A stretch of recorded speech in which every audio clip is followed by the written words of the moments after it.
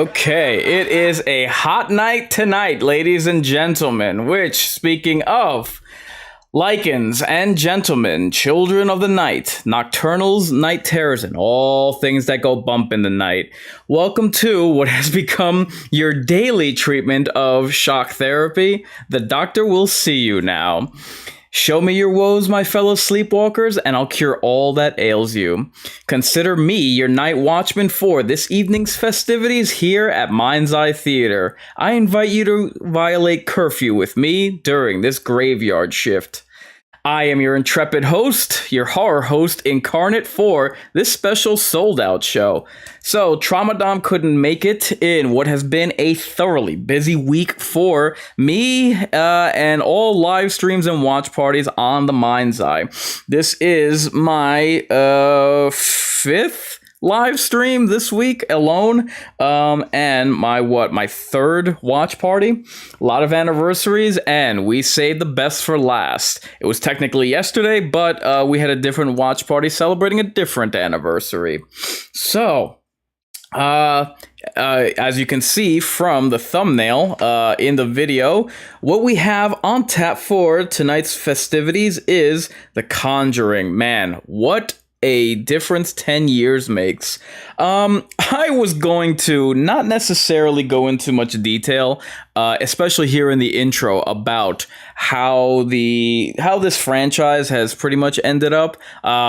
Spoiler alert, I think that only the first Conjuring movie of all of these is any good at all. But I noticed a posting yesterday before I went to sleep that it cracked me up.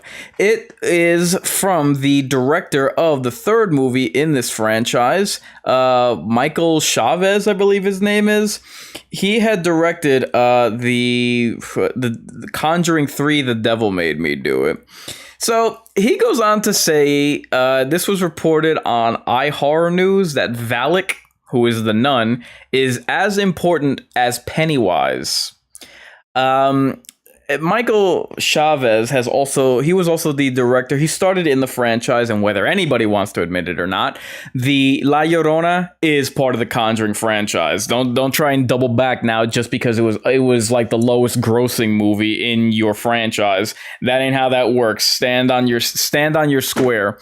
So he went on. He started his intro into the franchise was with La Llorona, and he proceeded to fail upwards, proceeding to direct The Conjuring, The Devil Made Me Do It, which is the third proper Conjuring film, and then he would proceed to now be directing The Nun 2. He name dropped what was it? Nosferatu, Dracula, and Pennywise, saying that Valak is right up there with the rest of them. Yeah, that's really cute. Bruh, let's be honest. Again, this franchise hasn't been good since the first one. And guess what? Just like Annabelle, the other side characters that this franchise, the mainline Conjuring movies have introduced, just like Annabelle, I hate to break it to you. I hate to be the bearer of bad. I've got some bad news, but nah, brah. It doesn't work that way. And people, I posted this on Reddit today, and some people were saying, give it time. She's only been around for 7 years. It's like, no, you don't understand. She never will reach those heights because she's never been The Nun has never been in a good standalone movie. I decided that I'm going to be live streaming about this particular topic next week, but as far as this week is concerned, we have this movie on tap, which I myself am looking forward to. I spared Tramadom his own trauma watching this. So for me, it's plain to see. To me, it's obvious that the rate, what my rating for this movie is. So before we get into streaming the movie proper, let's go to the totem pole. So your list of options are Bottom of the Burial, Shallow Grave, and High Stakes. So that's those are your film options regarding the rating of this movie, and it's a combination if of expectations if you've never seen this movie before, and if you have, what your official rating is. For me, I mean, how can you bet against this movie? It took the world by storm, and mind you, I ain't no shill for what's his name? James Wan. Not in the slightest. I judge everything accordingly. I've learned the lessons not to be a fanboy of anything or anyone. This absolutely is a high stakes movie without question. It was terrifying when it came out. I only watched the movie because way back in 2013, I was convinced that this was just another run of the mill para-boredom activity and movie. And I was just like, fine, I'll go see it. I'll give it a whirl, whatever. And I remember the person that I saw it with was absolutely floored, terrified. And this one, suffice it to say, was pretty creepy. The suspense is great. I mean, how can you go anything except?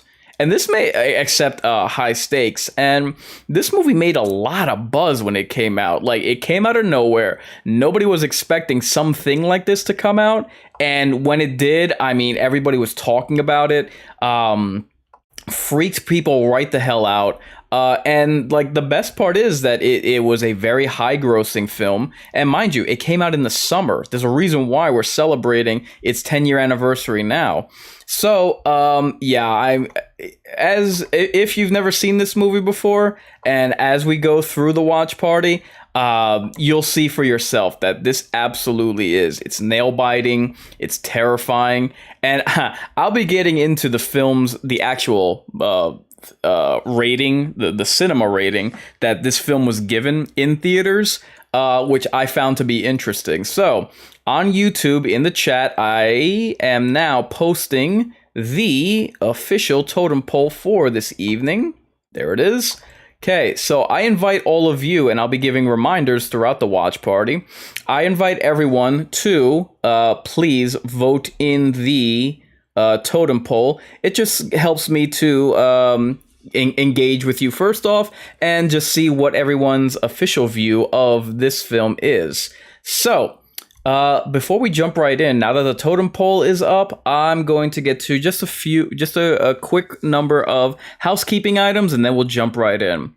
So, naturally, I invite you to stream along with me. Queue it up on Max. Not HBO Max, it's just Max.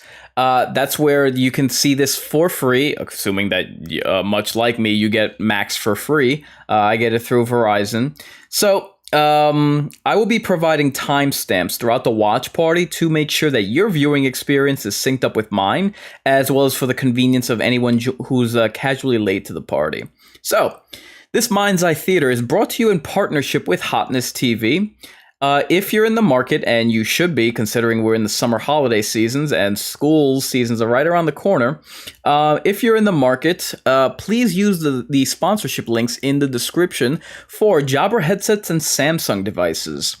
Samsung devices run the gamut of TVs, tablets, cell phones, sound bars, 4K Blu-ray surround sound, home theater systems, and Jabra headsets come in the form of in-ear earbuds, over-the-head headsets, audio conference equipment. Once again, the sponsorship links are in the description. Just using our links just serves as a nice kickback for the channel. The Mind's Eye Theater is a proud affiliate of the upcoming horror documentary Mental Health and Horror. So, once that does release, just because not only is it a documentary, but something that I think is genre relevant, I'm going to be doing a review of it as well as a watch party, so be on the lookout for that. You will notice the support link up top for you to support the Inquisition. I will consider it your pound of flesh.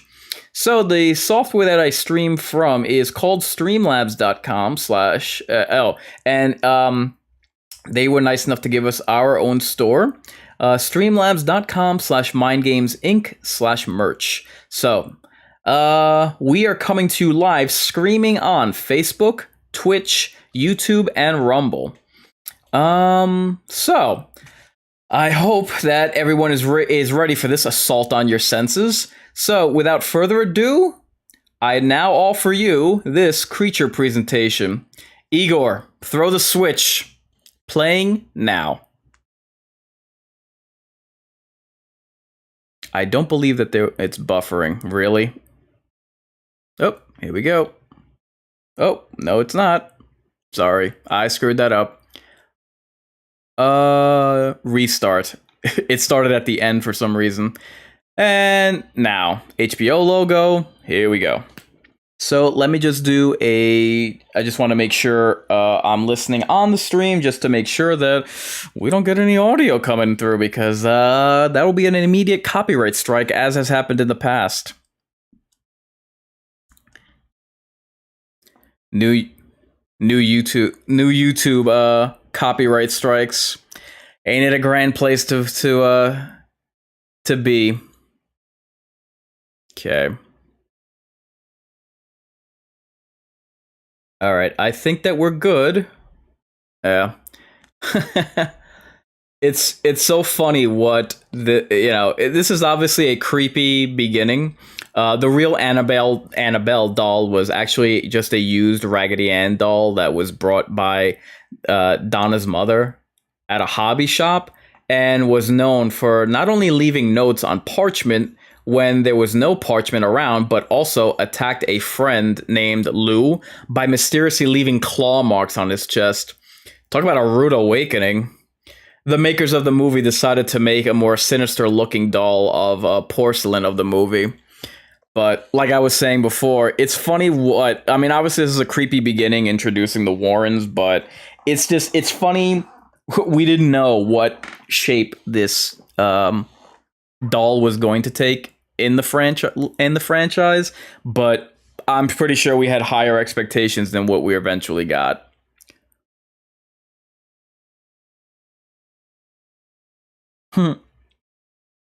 And there's your parchment. Coming back from their city girl life.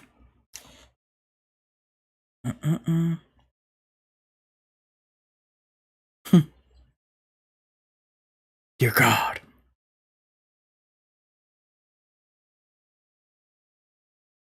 And she didn't even bother cleaning up the place.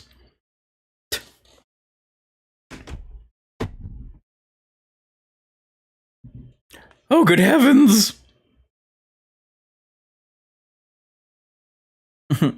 Now, how did she get up theirs? Is that her eyeball rolling? Oh, crayon. Yeah, that is kind of creepy. Not gonna lie.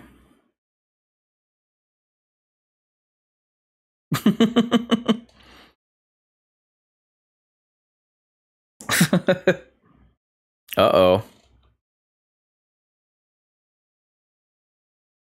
Why don't you want to play with me? Is this what I forgot what the jump scare here is. I think that the doll like falls on someone's head.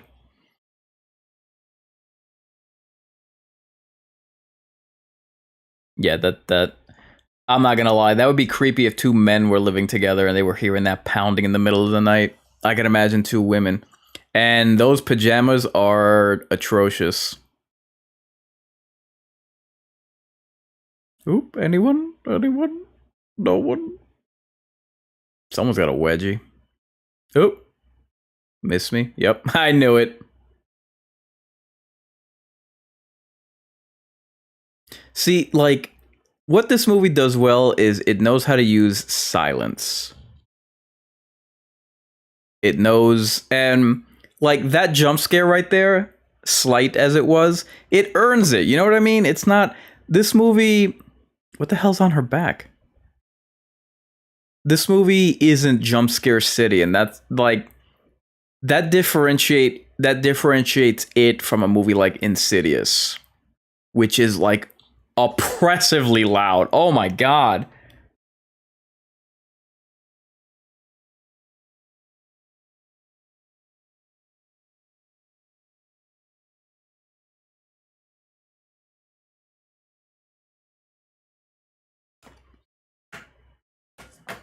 Way to go, Brenda. God, look, you could tell this is the 70s.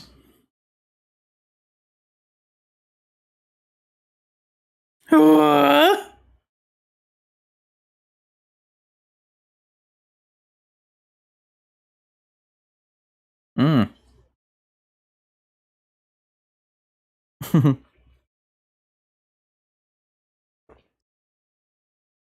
But that's my job, says the guy.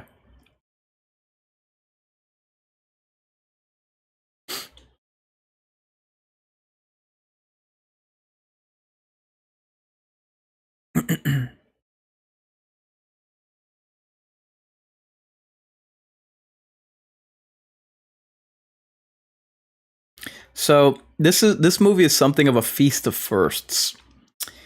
This is the first. Hold on. Get her out of here! She doesn't belong on campus. Ghostbusters.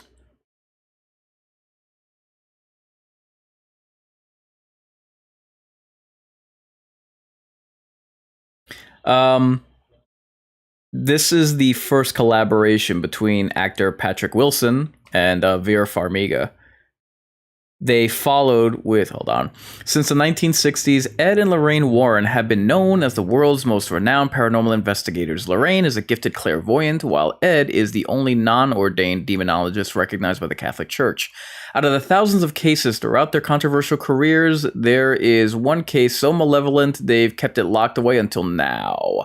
Based on the true story, The Conjuring. Like I was saying, this is the first collaboration between actor Patrick Wilson and actress Vera Farmiga.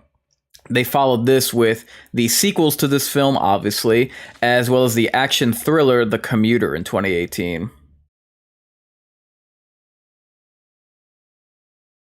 In addition, this was the first film directed by James Wan that did not involve Lee Winnell in any way.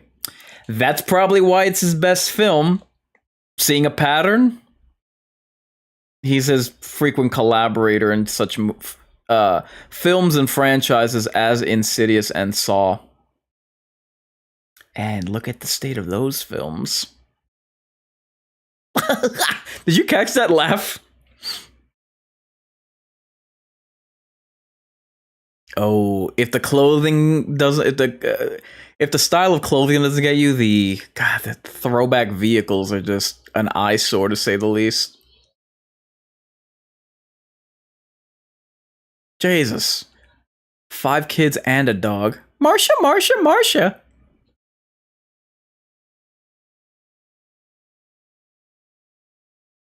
Haha. Fido doesn't want to anywhere near this place.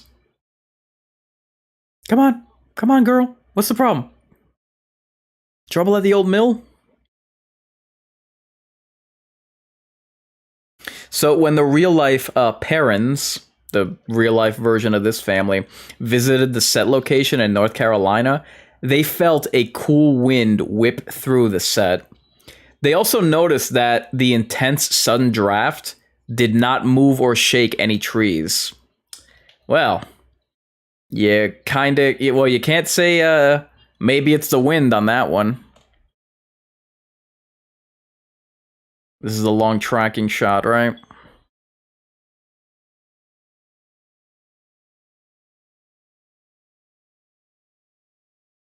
Ah, the American dream, right?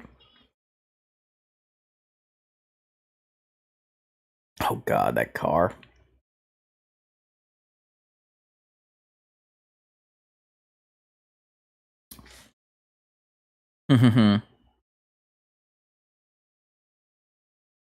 the production team actually had to build that tree.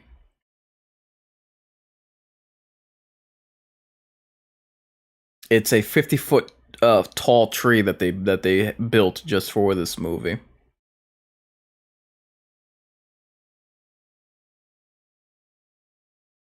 Freddy's coming for you.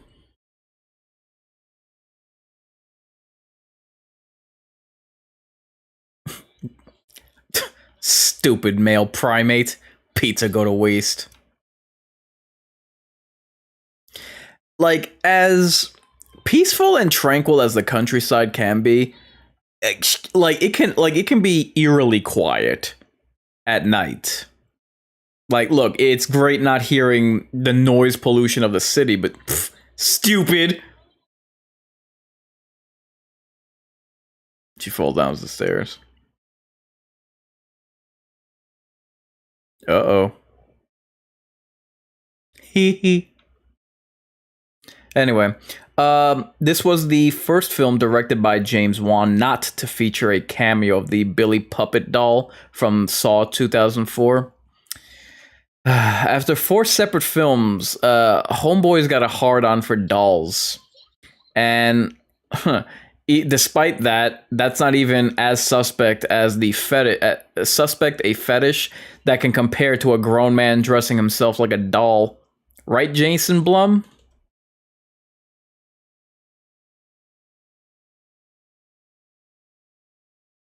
And a pair of scissors for you to run with? It was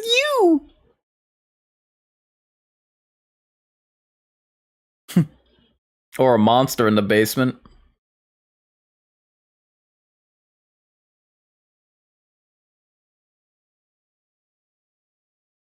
That's a good sign. Oh, cobwebs.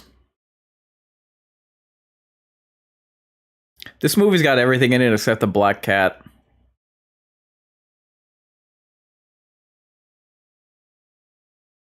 Oh, piano.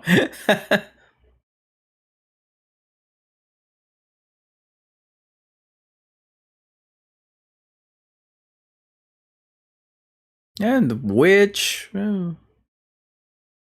Oops.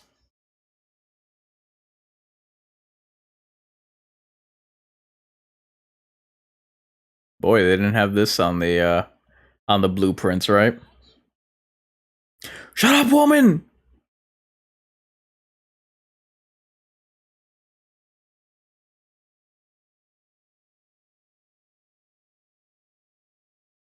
Ew! Stupid. She's like, yeah, that's great. Plenty of space for bodies.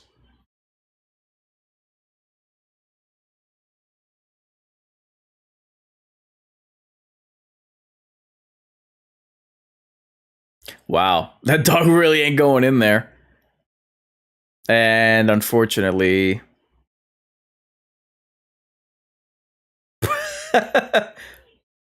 yeah, just sleep outside on ground.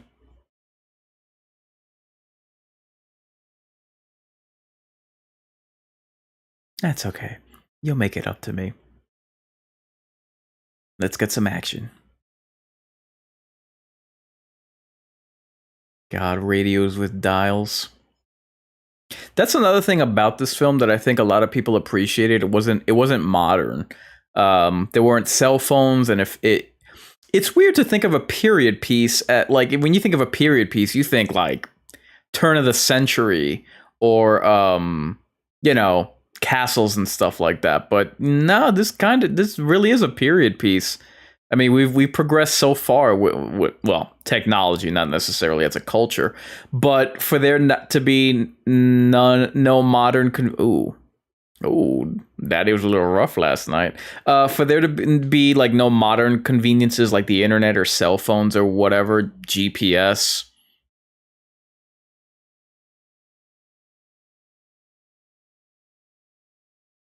It really does feel like a throwback to a bygone era.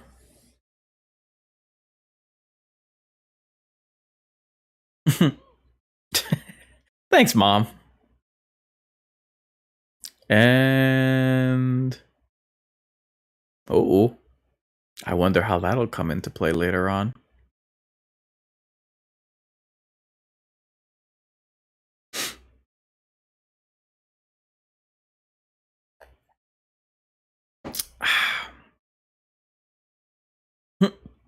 Her, hus- her husband pushes her down the stairs and closes the door.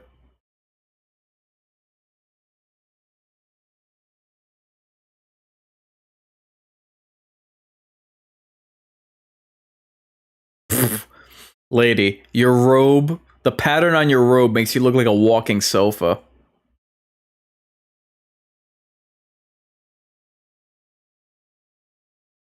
Hmm. Take in that asbestos. Gee, maybe we should get a basement to put it in, you dummy.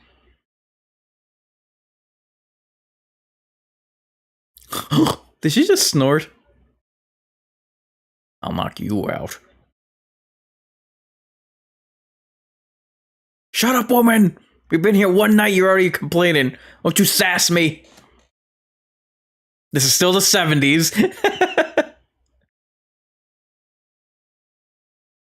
Uh-oh. All the clocks stopped at the same time.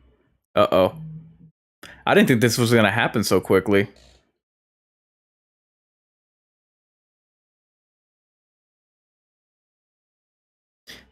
Yeah, like I said, the Annabelle doll was really originally Raggedy Ann.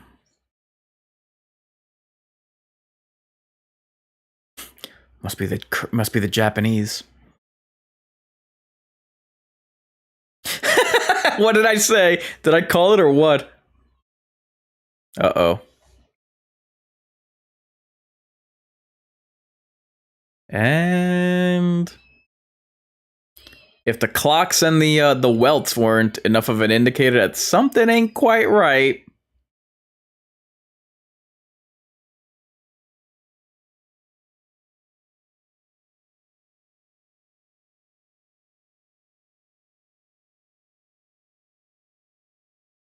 Monroe, Connecticut.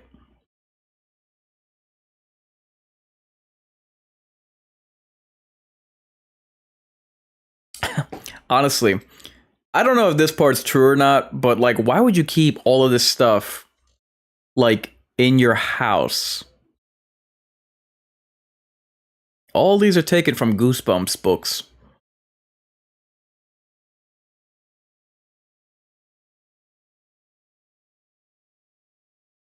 Haha. I was talking about you, black man. That's terrible.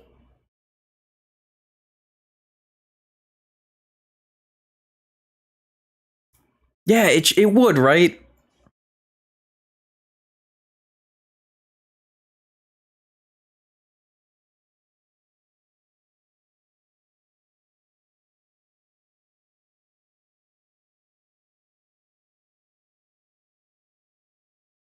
You say that now.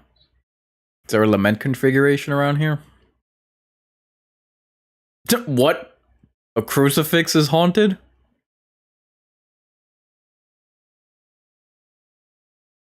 Yeah, that's the funny thing about La Llorona. Not only is the priest in there, but Annabelle makes a cameo in that movie. So people who try to say, "Oh, like I don't care if the studio says it, if the director says it, you could spout off him as many times as you want. It's part of your franchise. You're just trying to say that that's not the case because La Llorona it didn't land with audiences. It's not good, and if it was successful financially or critically acclaimed, they would absolutely incorporate it as they would recognize it as part of their franchise. No, you liar! Come on, andale.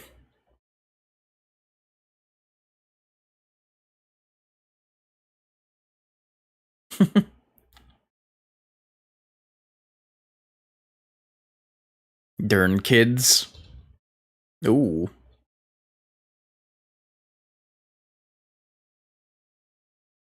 Why do I have to get my own coffee? Giggles.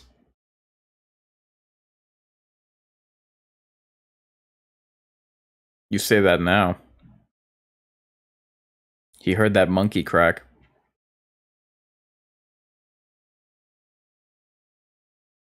The hairstyles too. I mean, she looks like contemporary, but his the sideburns.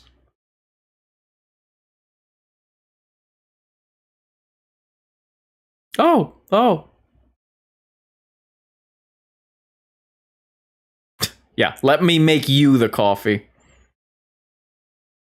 Darn woman. Uh-oh. This is Pet Cemetery now, bitch. What are you doing up this late? Anybody? Any of yous? Oh, wow. It all the stuff goes down at once. It's like we just had a Boogeyman movie in June, was it? June or May. I'm mixing my months up. I think it might have been May. It's crazy to me how nobody has ever like tapped into it's such a like everybody feels the same way about it. Like everybody covers their feet when they sleep. It's like even people who aren't, they don't watch horror movies or they're not afraid or whatever. They all are like they all have this childish need to cover their feet at night. I mean, obviously that's one element, but I would like to see someone like adapt a Boogeyman movie and actually include that and show like creatively think of a reason why people are afraid of that.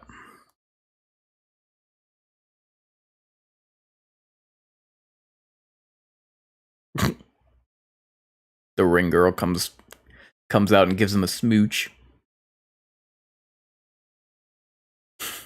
Have another drink, Pop.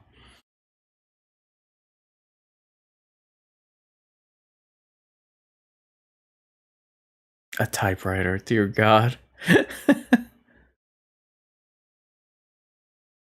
You're really hitting the sauce, weren't you? Okay. Ooh. Oh no.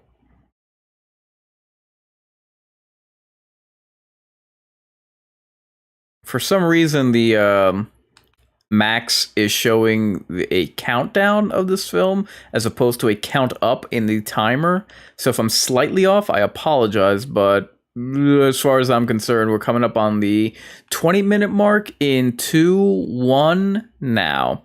Guys, make sure to like the video, whatever platform you're watching, and if you happen to be watching on YouTube, take to the YouTube chat and vote in what you believe to be the official film rating for this film here. Do it!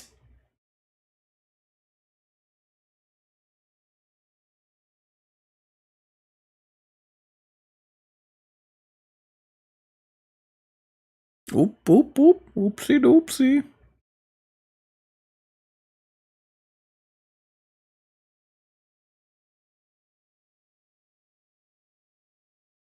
So the production team initially scouted a number of farmhouses to shoot in the Cape Fear region of southeastern North Carolina until they found the house featured in the movie. It's located on the Black River in Pender County. Oh God, Pender County.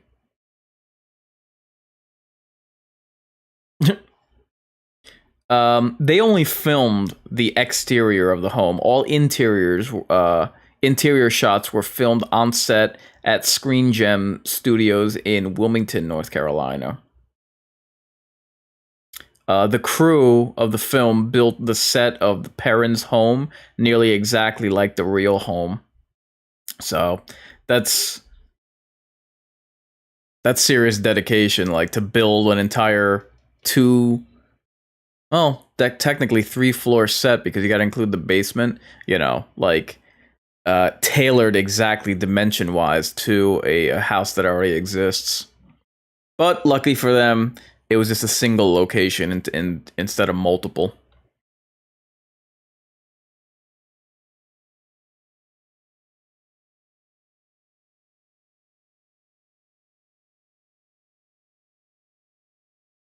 Oh, good heavens.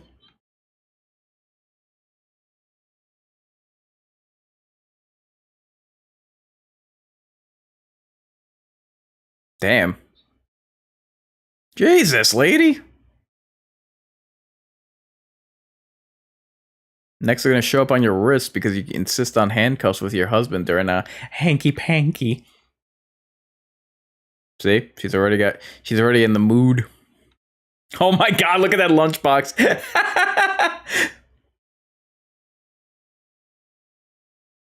Uh-oh. Stupid birds. Now, what am I supposed to do with you? Honey, tell the kids we got chicken nuggets.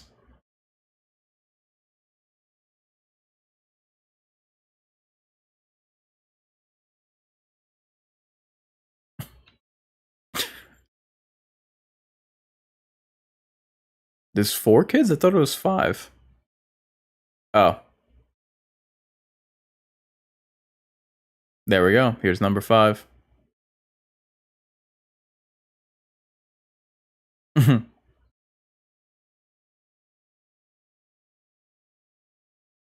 Nothing creepy there, right? That's another aspect of a Boogeyman movie that I wish was adapted. The whole concept of imaginary friends. To me, it'd be kind of interesting if like there's like a twist in that where, it'd be interesting if you know, like the turn from imaginary friend to the revelation that geez, her eyes look haunting there. What do you call it? I was in the middle of something. Yes, her eyes look very creepy. Yeah, it'd be interesting to see that twist where a someone's waving. Interesting to see the twist with a kid, where an imaginary friend like becomes much more like obsessive or whatever, and turns full boogeyman by the end. I wish that boogeyman like to me, that's my favorite. It's hard to say because it's like it's not an explored genre, but it's my favorite. Oh, this happens during the day. Oh wow.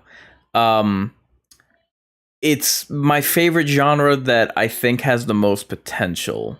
Like, it's not an officially recognized genre unto itself, but I have gone before I did the YouTube stuff and the watch parties and all that. I would actually write my own stories, and they, you know, I would never say that I did it as a hobby. I'm not Jesus, lady. You know you're freshly back in this house, and you don't even like. You know, there's a staircase there which you could have fallen down. You dummy head. But anyway, I used to write story concepts, and I would write boogeyman stories.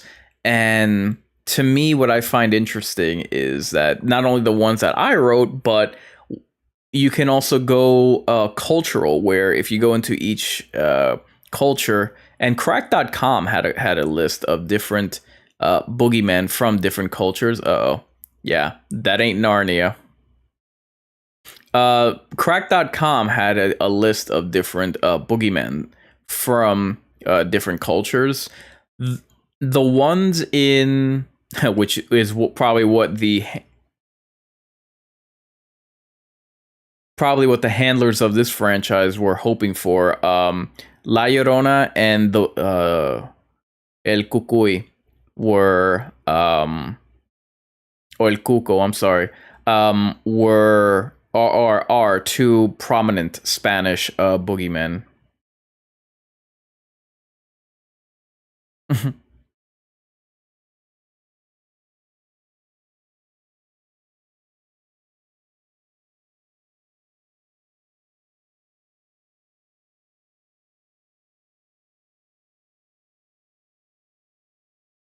Oh, he's a truck driver.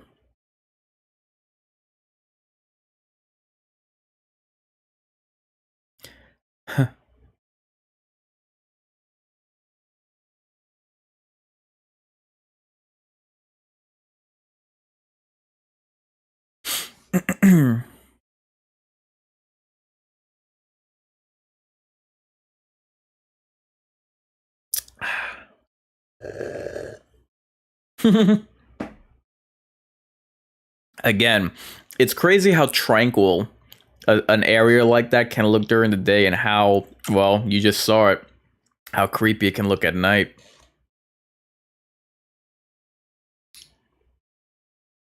Yoink.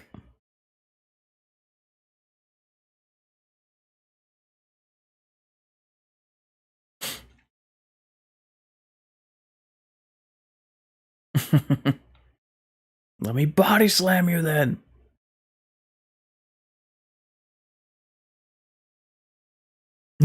That's a girl, by the way.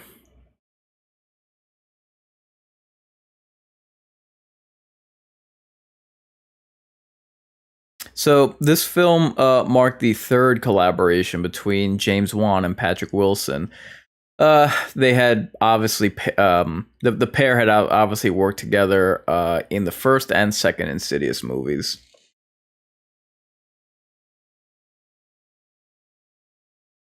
So apparently, this film was shot, like, each of the scenes were shot in chronological order. That must be an anomaly with films, because I remember the same thing was true of the Evil Dead remake of the same year.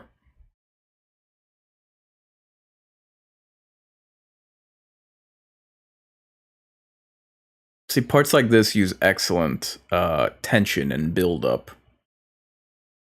And I don't like as much praise as this movie gets. I don't think it gets enough acclaim for its use of suspense. Oh, one would think that she would just, yeah. There you go.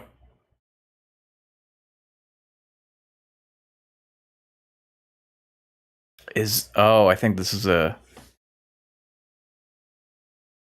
is it? Her sister wakes up and she tells her what she sees. Yeah. This is a pretty to me, this was one of the scariest parts of the movie because it's just description.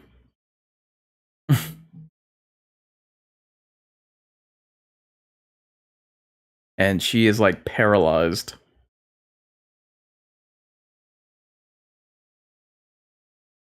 And I often hear show don't tell, but there are times where if tell don't show is implored in a crafty way, it can be very effective, like here. Like her just describing what she sees and what her sister can't is pretty creepy.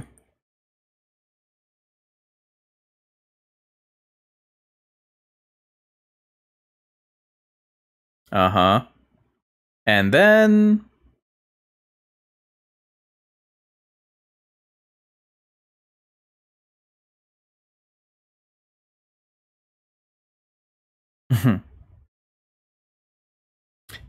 um I probably should make a list of films that have done that well.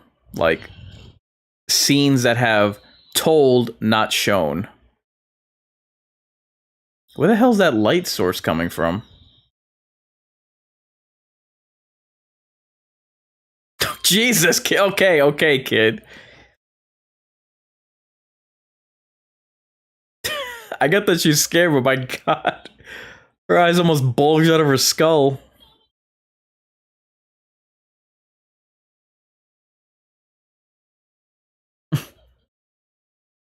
Okay.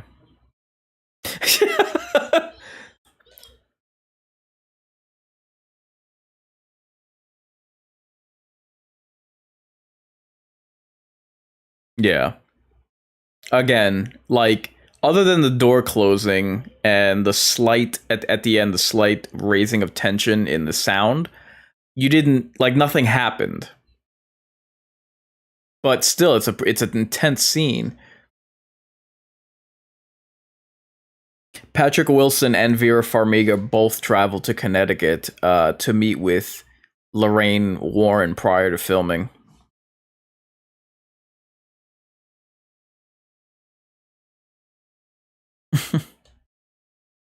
But who's gonna give me my tea?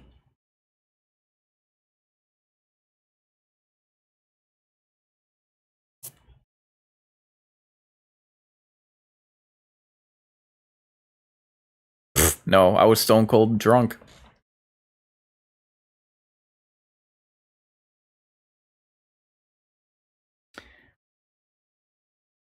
The Conjuring had excuse me, had the working title of The Warren Files.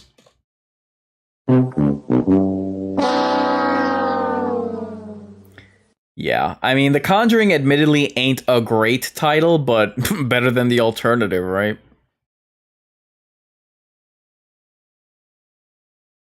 Oh, they're in a different house.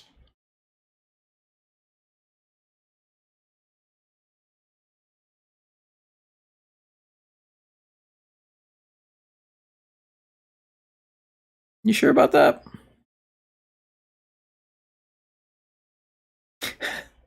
We're just fakes. Yeah. But still pay us anyway. Uh-oh. Jesus! Take 2 a day for iron deficiency? Yeah, I'm pretty sure that's what it is. Oh my god.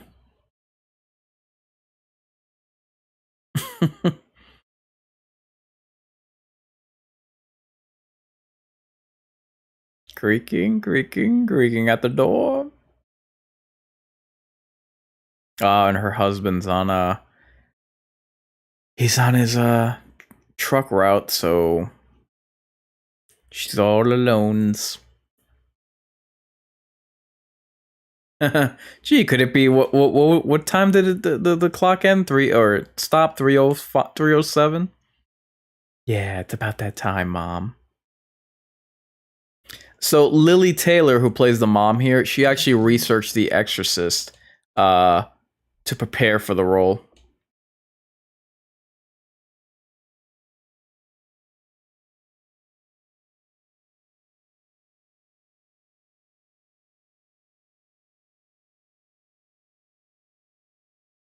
Horror fans would have last seen her in The Haunting of Hill House, is it? Yeah, The Haunting of Hill House, which not only is that a bad movie, it's a bad remake.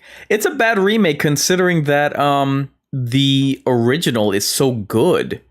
Not only that, not only that, it broke what could have been a trinity of crap. It broke I hate all of these pictures. I look fat in every one. It broke what could have been a or was going to be like a very solid trilogy of ghost remakes in from the late 90s to the early 2000s, which includes 1999's House on Haunted Hill, 2001's 13 Ghosts. I love both of those movies. I'm a huge fan of the 13 Ghosts remake. I will defend that staunchly. I did a 20-year retrospective. What was it? Last year or the year before? No, it would have been the year before. I've never understood the detractors of that film. Like it's enjoyable, it's creative, but like I said, you you last saw Lily Taylor in that movie as far as horror movies are concerned. And man, what a far cry. She went on to say after this film, what I don't like I wasn't fond of Haunting of Hill House. The Conjuring's more my cup of tea. It's like, yeah, that's really you're not exactly taking a bold stance with that one, because one was crap and one was trash, and one was critically and commercially successful. So obviously,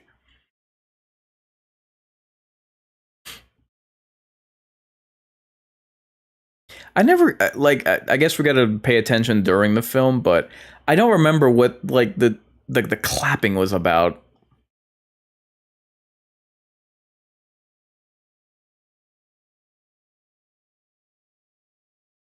Yeah, and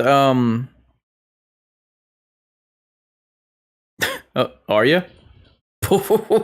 I think not. You're locked in with it. Jesus. Well, good thing we didn't invest in a railing. Not that that would have helped it, really. Um, Crap. What was I gonna say? Yeah, it's crazy to me how this film takes its time, and that goes back to the suspense regarding the scares. But it's like, dude, and again, I don't want this film to be bogged down by films that came after. So let me rephrase what I was going to say. Um, the tension really needs to be appreciated with this film, just because it's expertly handled. You know what I mean? And oops. And like so many films get it wrong, and they think that they have to resort to jump scares. It it's the craziest thing to me, because it's like, dude, that's and I can't help but always see that in horror movies that are cliched or stereotyped, and they just keep adding the same ingredients. It makes me wonder, well, I don't really wonder, I can just imagine producers and studio heads not knowing how to go about adapting a good horror movie. Jesus, to be stuck in there. And again, I don't even know how the hell she gets out of there. Um, for I could just imagine studio heads just forcing that agenda of just run of the mill scares, jump scares, cheap thrills. It's obnoxious, man.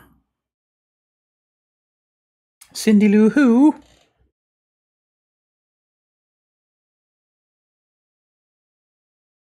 This is also kind of creepy, just because like the mother almost had to be isolated so that this presence could go after the children. That's kind of creepy. Okay. Come on. Come on, you wet noodle. Okay, we are coming up on the 40-minute mark soon. Okay. In three, two, one, now.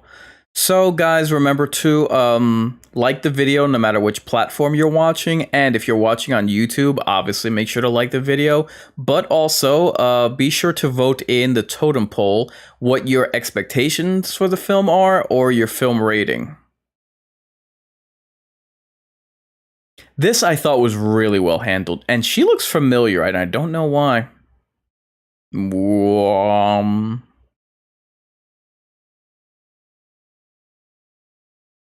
this is great. She looks really creepy. Oh, me knickers. And she looks freaked out, and that's because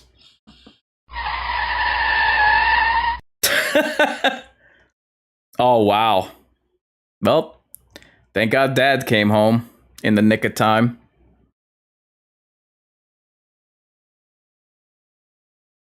Damn.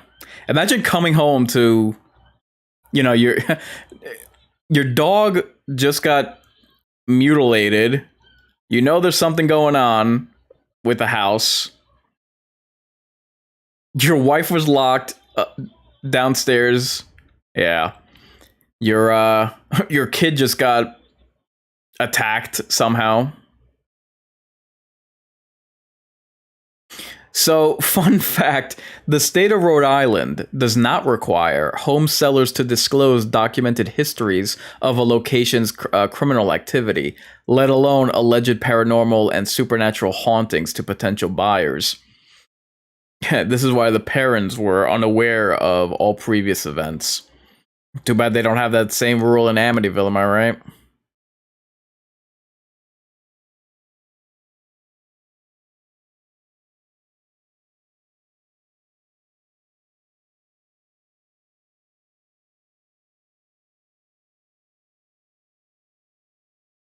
Yeah, this was the only really cheesy part of the film.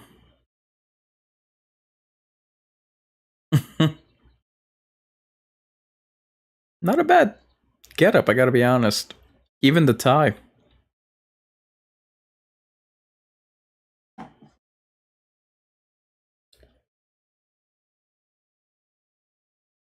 Hmm. That's a quick divorce.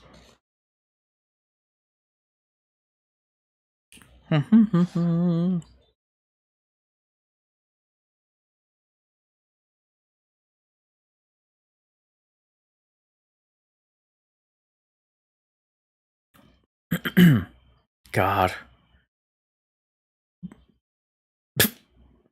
Is his tie matching her skirt?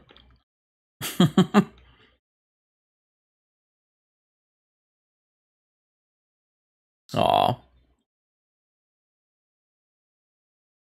Let me see when The Haunting of Hill House came out. The remake, I mean. Well, they just dismissed it. They're like, no autographs.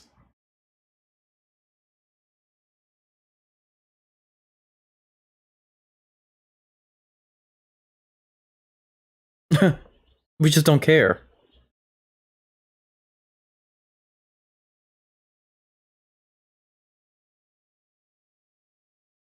Yeah, especially from wackos like you. Oh, snap. Oh, The Haunting came out in 99? Oh, yeah, look at that.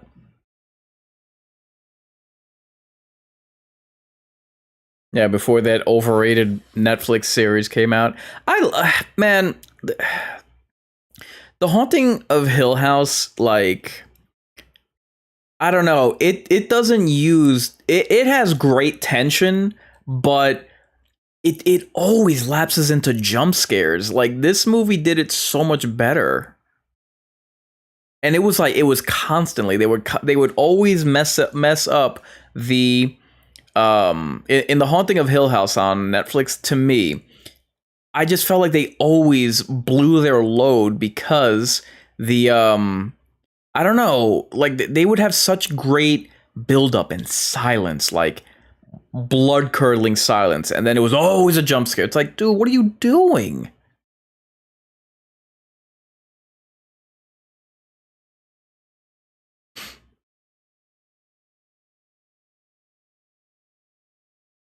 Yeah, as no shock to anybody. This was the first film in the Conjuring universe, which never should have been, an extended cinematic universe of these horror movies. So, as of today, July 2023, the franchise included 8 films. That's 8 films. I'm not removing any just because other people want me to.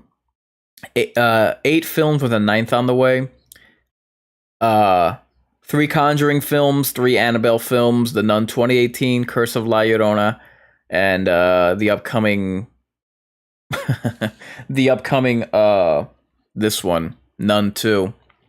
So, even though they tried to divorce themselves from La Llorona, or should I say exorcise, always the bridesmaid, never the bride.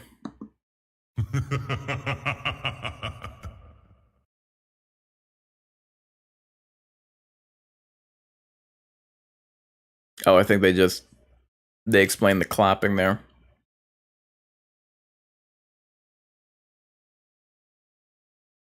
The 07, I was right.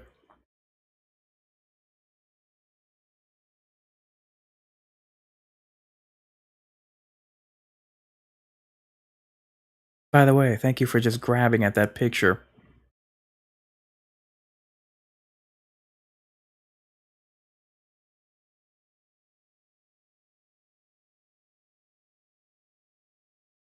What do you think, comb over?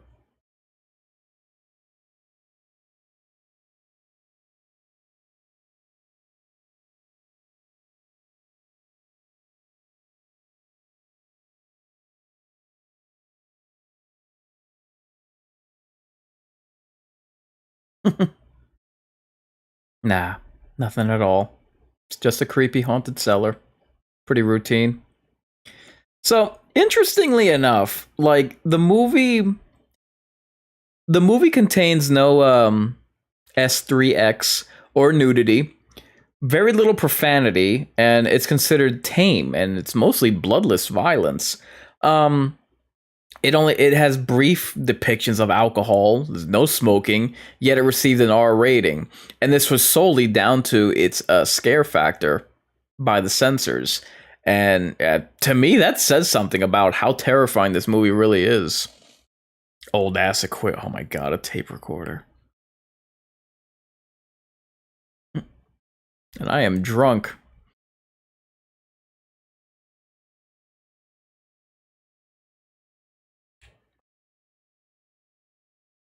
Interestingly enough, Ed and Lorraine Warren, they investigated the Perrins, Rhode Island farmhouse in 73 and 74.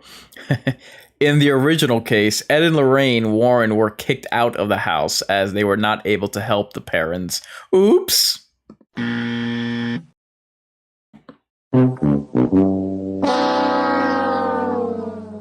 Too bad, we wouldn't have had a movie otherwise.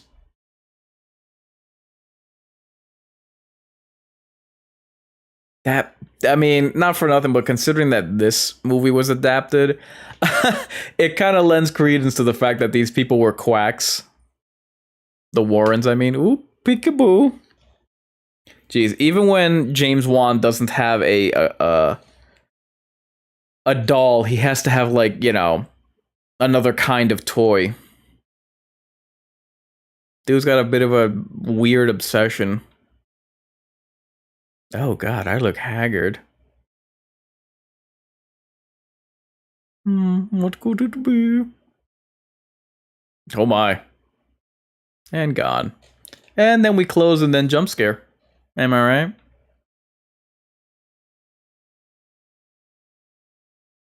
Oh, good heavens, I feel something cooking in my knickers. Oh, that was added for the trailer. Oh boy.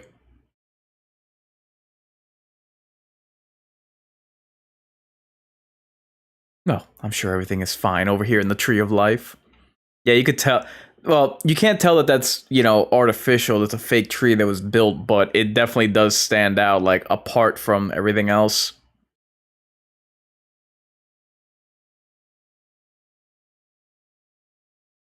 Headless Horseman's gonna ride out any second now. This is good for good build up.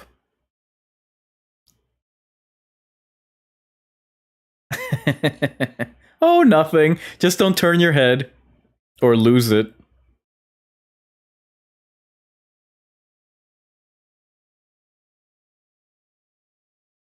Going for a swim. I don't think that they ever use the lake water.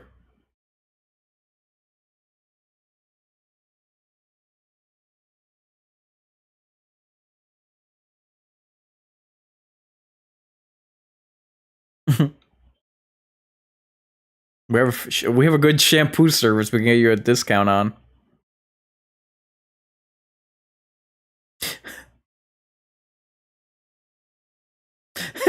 Gotta get the hell out of here.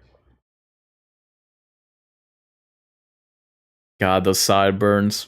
If you smell what the Patrick Wilson's cooking.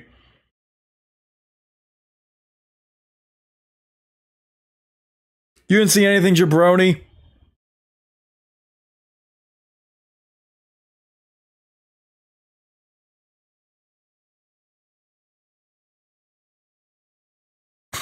No, we just have oh my. That's nothing. That's just carbon monoxide poisoning.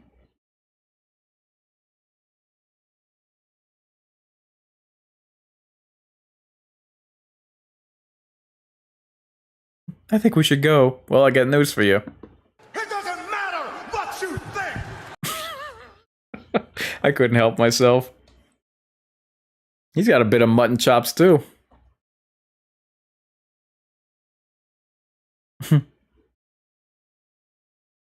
And we usually charge extra for hateful spirits.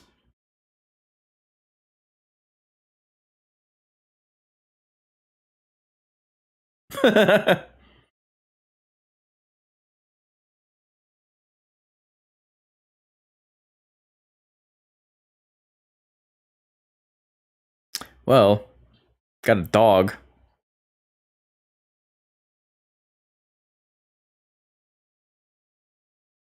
Bunch of heathens.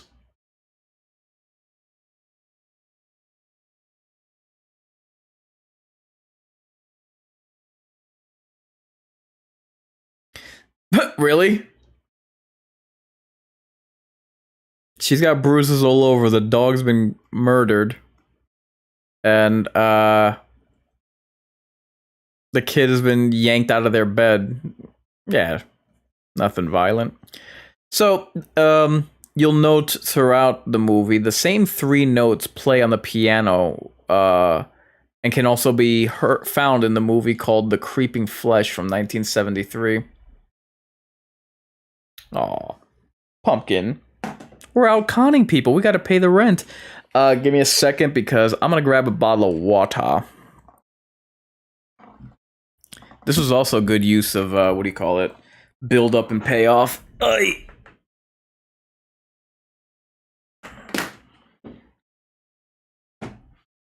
You'll notice throughout the movie, like, there's like, well, sometimes. Like here, not so much, but throughout the movie, you get, like, color washout. Ugh.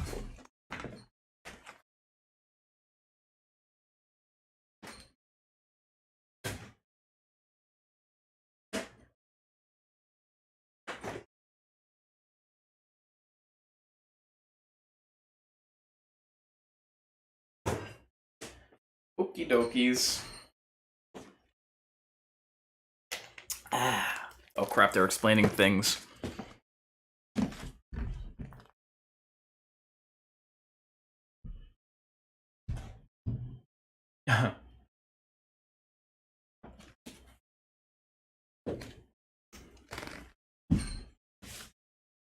Oh boy.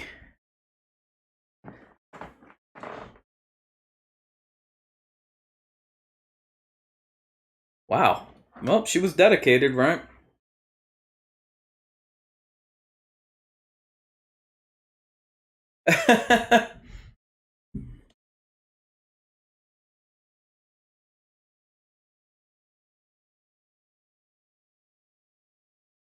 Oh, now they're going to the other victims. Prime real estate.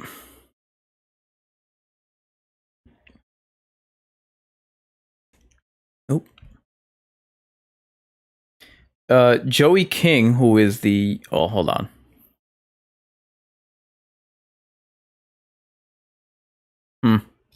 Yep.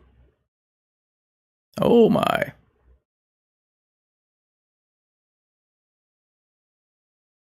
Oh. Someone's gassy.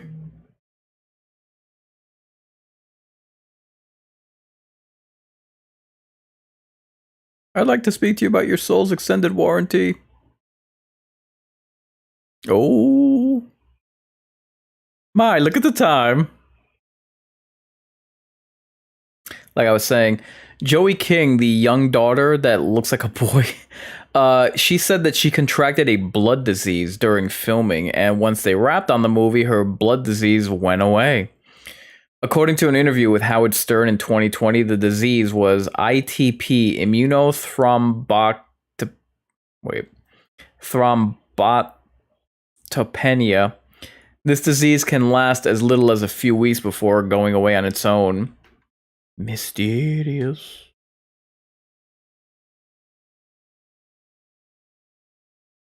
Nice porno mustache.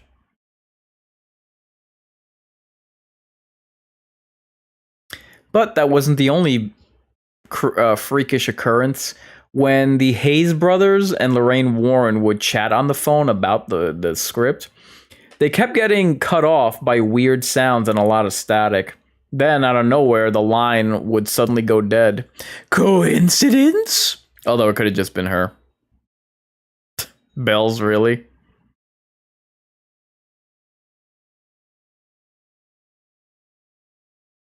Now, usually, like, when they have the whole, the paranormal investigator, like, I don't know, movies like this and, the orphanage? Yeah, the orphanage. Like, I don't know, they just handle it so much better than Insidious and Paranormal Activity. I can't describe it. I guess it's I guess it is all in the handling because those movies, I don't know, they like the scenes with them, even though you're bringing the experts along, they still add to the fear factor. They still add to the scares.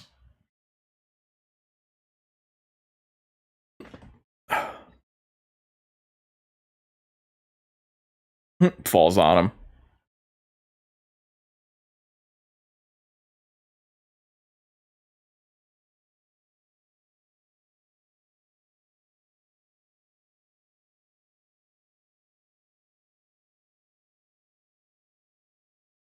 Yeah, that's pretty creepy.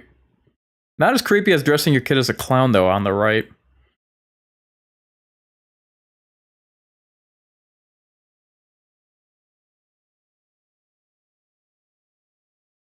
Well, I'm looking at the picture.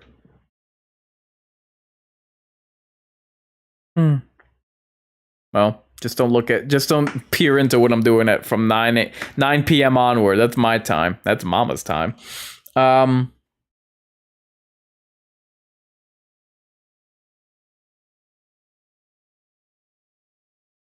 Speaking of Paranormal Activity, not the crappy movies. The mother of the Perrin family claimed to have felt the same strange dark presence similar to when she first experienced the occurrences depicted in the film. She later tripped, suffered some wounds, which put her in the hospital. Coincidence? I'll let you decide. Yeah, I don't know. They also had like the whole paranormal investigators setup in Poltergeist. Thank you, Joseph Gordon-Levitt.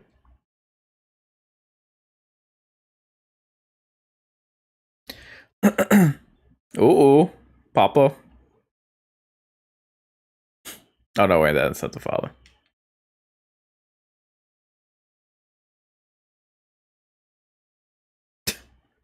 Somebody's coming up. It's not the ghost.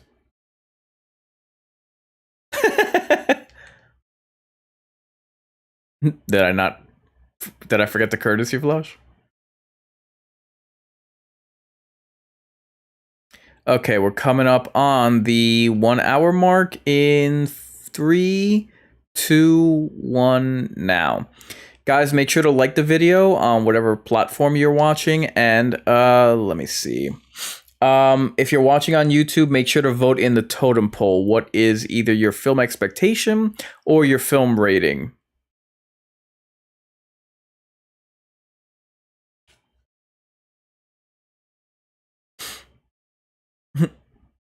Whiskey, what do you think? So James Wan, speaking of the haunting, James Wan wanted to take the feeling of the original haunting and apply it to The Conjuring. I absolutely applaud that because I mean that is an excellent film. To a vampire, yeah.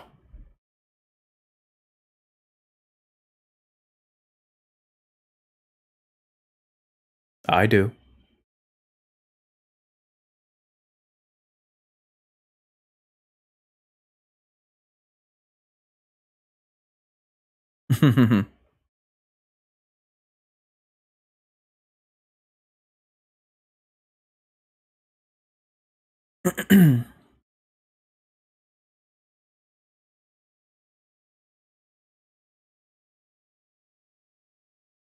Imagine going to like a Best Buy or whatever, or ordering over Amazon like your paranormal activity kit.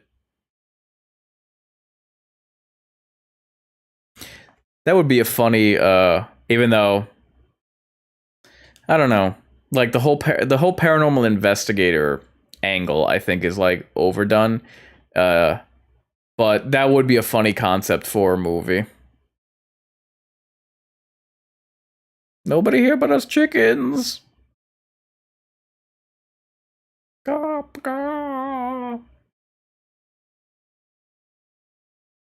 He's like, Jesus, if you knew we were coming, you could have cleaned up the joint.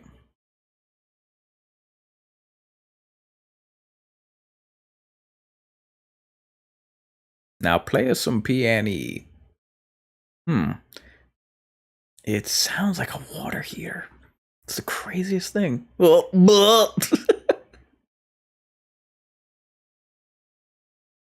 Yeah, this must have been that Mexican I had last night. And I'm not talking about the food, but blew out my back and everything. I was screaming Arriba.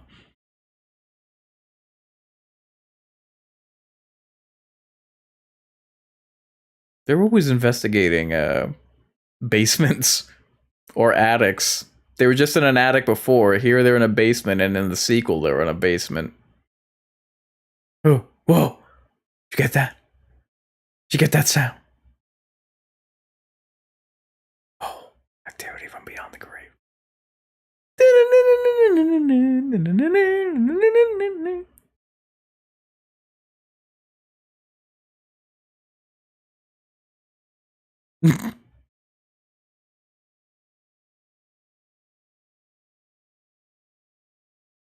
Shut up, man.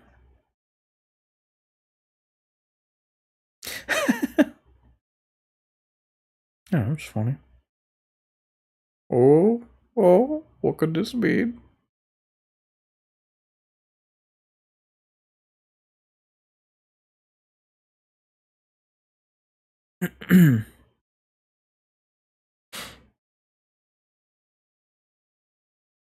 According to Andrea Perrin, the eldest daughter of the family, who was a consultant for the film, she believes the dark spirit that haunted their home was not Bathsheba, as Lorraine Warren had sensed, but was Mr. Arnold. The Arnolds were among the former owners of the farmhouse. Miss Arnold had hung herself in the barn after her husband had died. She was 93 years old when she did this.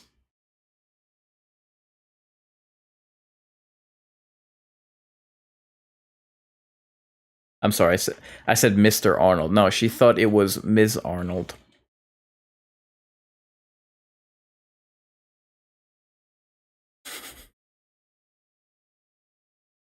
Meh. I've seen better. Yeah.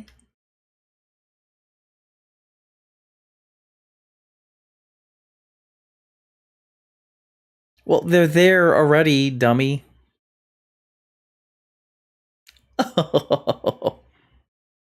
70s charm.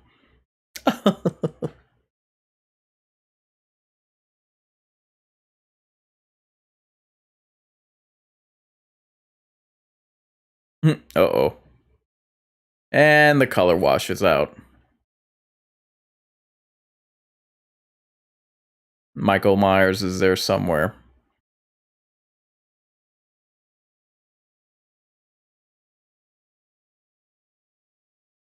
Man, that storm came in rather quickly. And...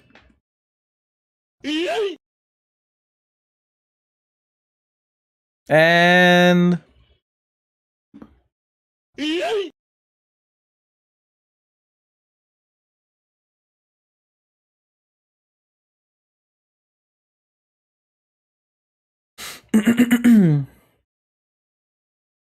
Jesus. Can't catch a break.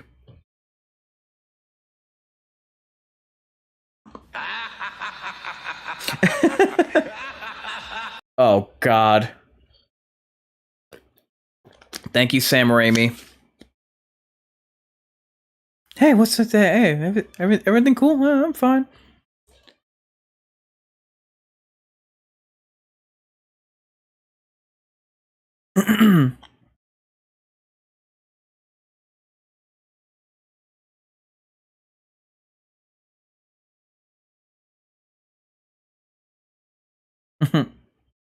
I'm just gonna casually ignore you and act suspicious.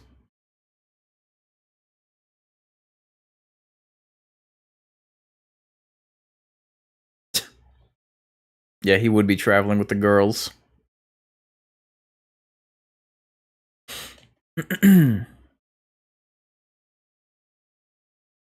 I mean, as ancient as those cars look, you can't deny that they're bona fide classics.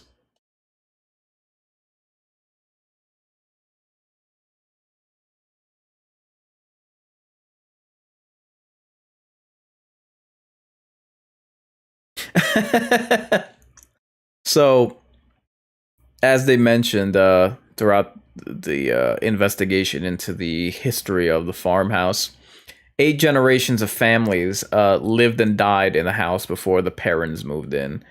Andrea Perrin suggested that some of the spirits from the families never left. Deaths included 2 documented self deletions, a poisoning, the rape and murder of an 11-year-old girl. Jesus. Two drownings, four men who froze to death. Explain that one. Um, Most of the deaths occurred within the Arnold family, from which Bathsheba Sherman was descended.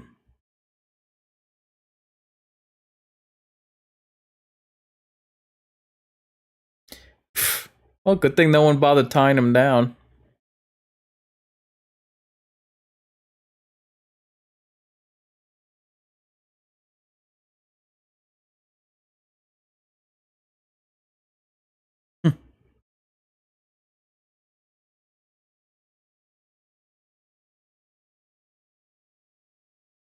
Hmm. Yeah. Well, that's because you don't care. You beatnik. So the film was given an R rating, as I mentioned before, by the MPAA. The filmmakers had thought the final cut had a chance of getting a more box office friendly PG-13 rating. Yeah. Anyway, and they actually asked the ratings board for clarification. The MPAA said simply that the film was so scary that there were no cuts or edits possible that would make it a viable PG-13 film. And the filmmakers didn't want to alter the film's tone and accepted the R rating without any appeals.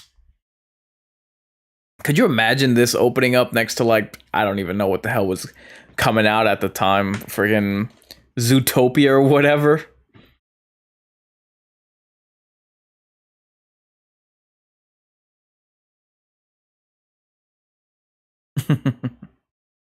Must be the wind.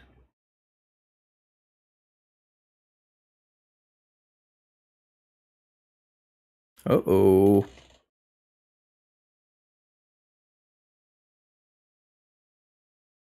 Now, why would you go anywhere alone, especially after what it is that you saw? Just saying. Jeez, nowadays, if I were to have a place like that, like a place in the country by the water, oof, man, it would just be wired up, cameras all over the place, heat sensors, you name it, motion detectors. Give me. Oop.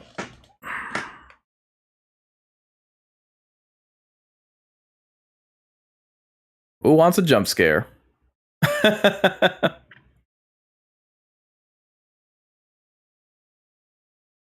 And why? Why would you do that? This is why they make fun of white people in movies. The hell's he gonna do?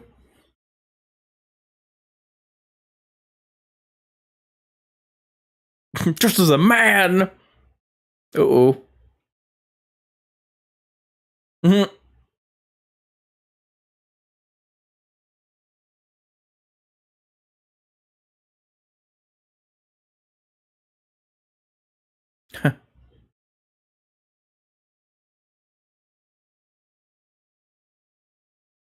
Like, dude, pay attention. Who? What an idiot.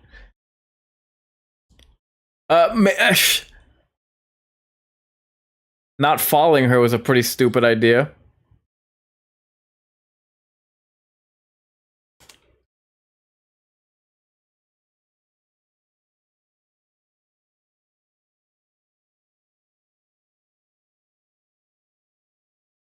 This scene I don't remember.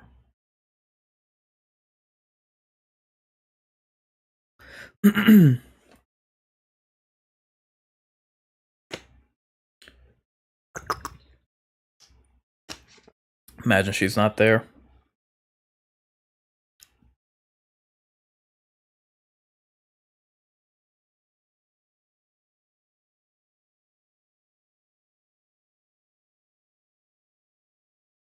Damn.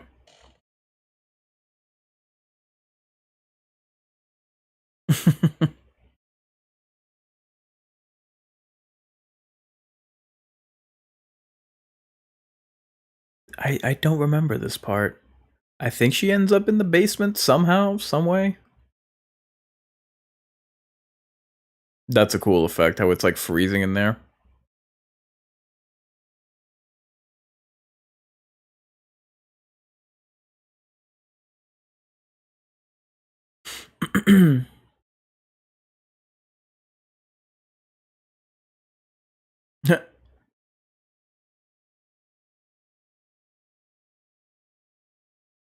Guessing there's a...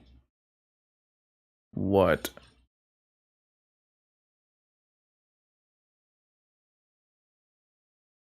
Ah, there we go. Hidden passageway. Ain't that true of all? Oh my god.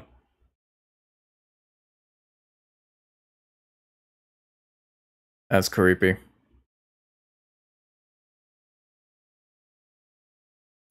So, how'd you find that one? Care to explain yourself, little lady? Someone's not getting ice cream tonight. And what are you doing holding that around? You know that creeped me out. I didn't hear what she said because I was making jokes. Oh god. We've got squatters in here.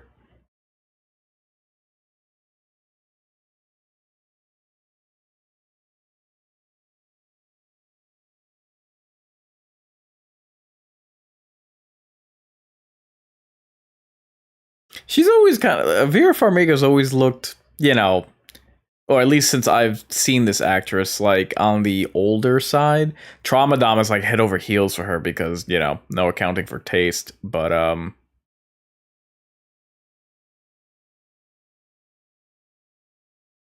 I still have to watch... I still have to watch, Bates Motel, where she plays the mom. Uh-oh. Rope that certain somebody hung themselves with, perhaps? Certain someone? Not gonna point fingers, mention names. Uh-oh, SpaghettiOs.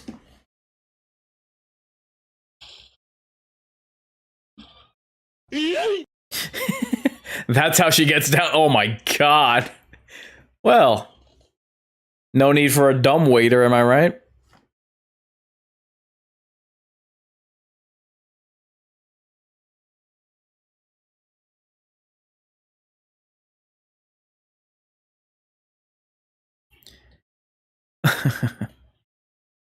Has anyone checked the basement?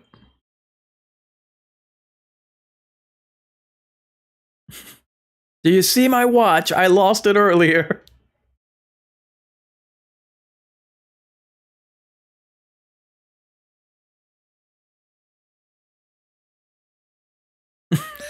Yeah, I'm sure that the flashlight would have survived that fall. Who's there? Anybody?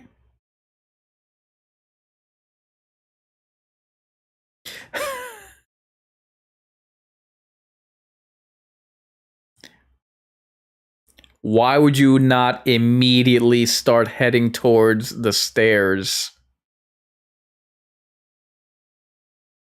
Need I remind you, you are alone in the bottom of the house. A house that is haunted.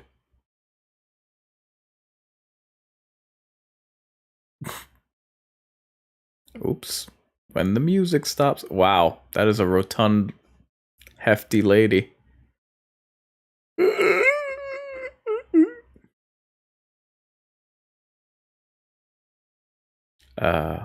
Don't turn around. Of course you did.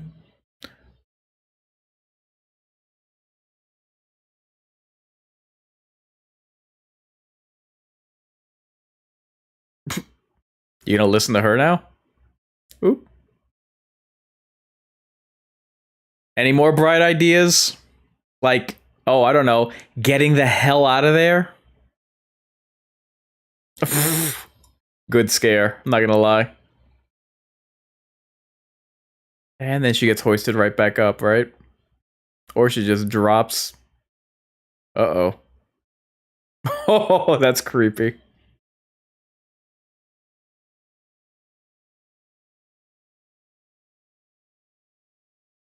stupid. Why? Really? I guess they needed to. Oh, I was like, what the hell did she?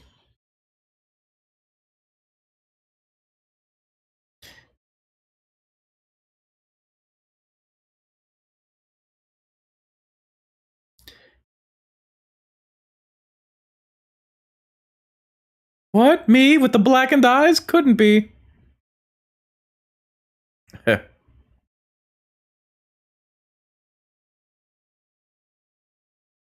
Would have thought of something more elaborate than that. Uh-oh. How about we go for a ride? Yeah, oof. Damn. Somebody grab her. Psych. I'll cut the hair right off of her. And then her head. That's kind of stupid. That's kind of dumb. Like she ran out of hair.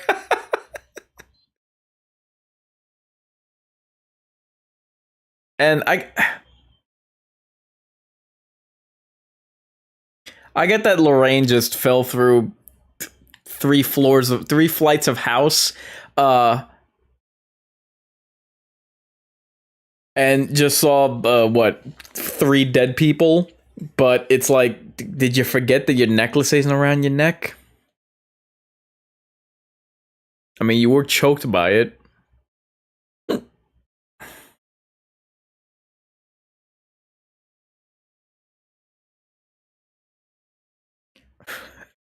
Still, these people walk around alone.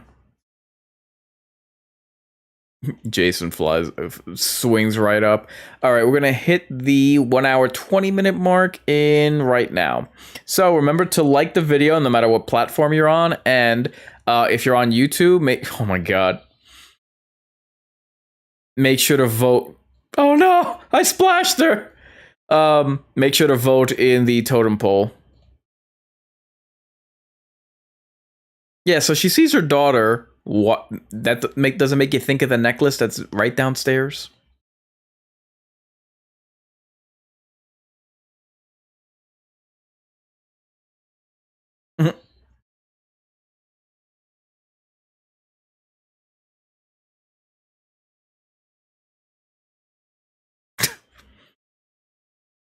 Way to keep your husband in suspense.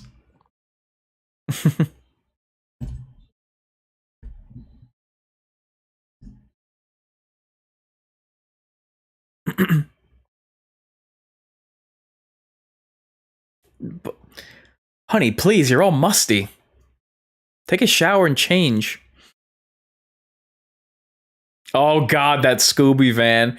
Jesus. Dear God. I didn't do anything. Nobody look at me awkward.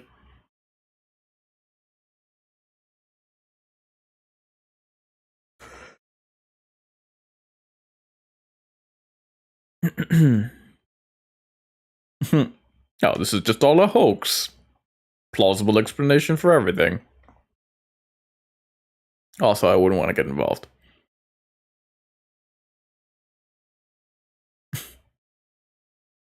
How uncouth, I'm just beside myself.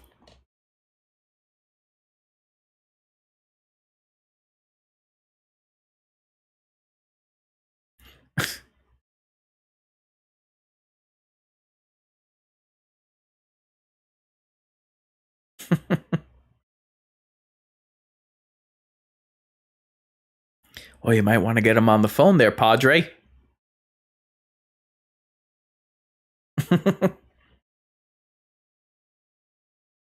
Ooh.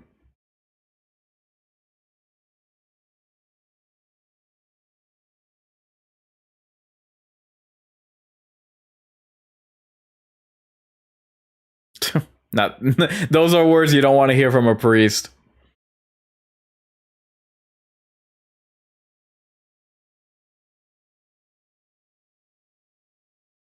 Uh-oh. What do we got there?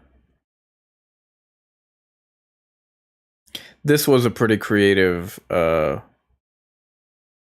what plot device, and creepy, might I add.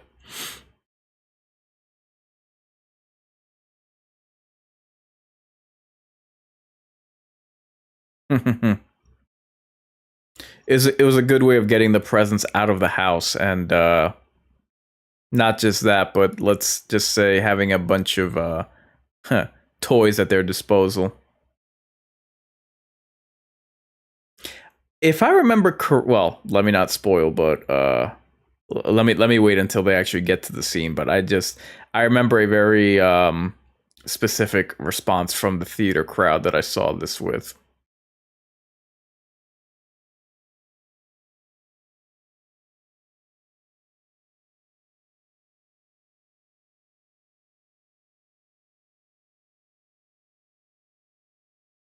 Creepy, creepy.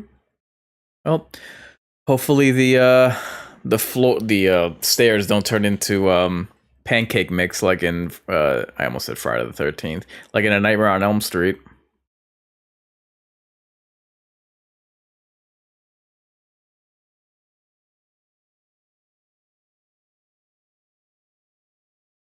It's funny, no one's allowed to have a son in this movie.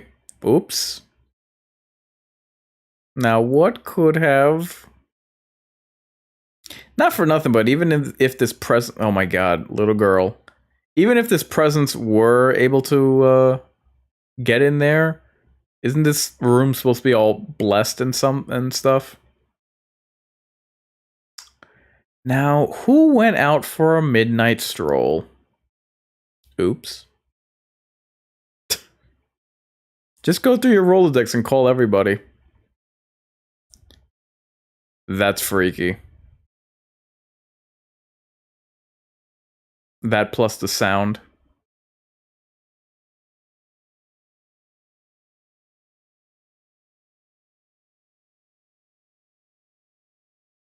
Freaky stuff.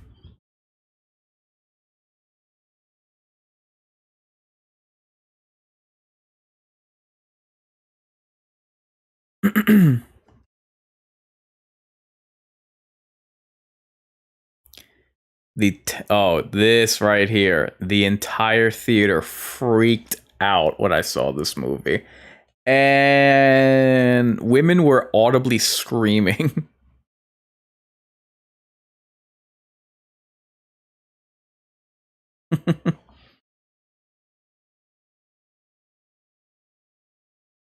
Nana, you are useless!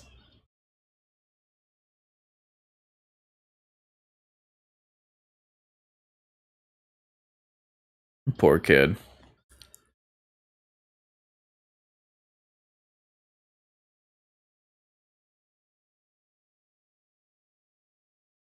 Just in the nick of time, once again. You are useless, old woman! That's freaky.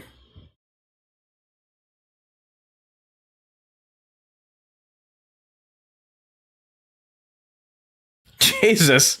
That looked fake as hell. What?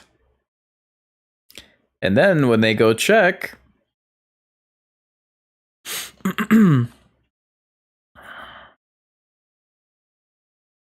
all's clear. I remember 4 years ago, we were at my job, my 9 to 5, we had movie nights on Thursdays, if I remember correctly, and this one won out. We like all, how can I put it? So I was in charge of movie nights, shocker. And it just so happened that one of my coworkers had a actor, was, she was an actress. She was part of the Actors Guild. So part of that, she got access to like free movies, I think through Prime or whatever. So we did that particular in 2019. I think that there were what were there, 5 weeks of in October, So let me think. I did. The breakdown was 90s nostalgia, 80s classics, vampires, modern, and modern hits. I don't remember all five specifically, but I remember it was modern, 90s, and then 80s. So this one won out. We did like a poll, the beginnings of the totem pole. And this movie won for modern classics, and oh my god, it was an entire room full of it was the AV room. And the girls especially were freaking out watching this movie. I miss those days. Those were a lot of fun.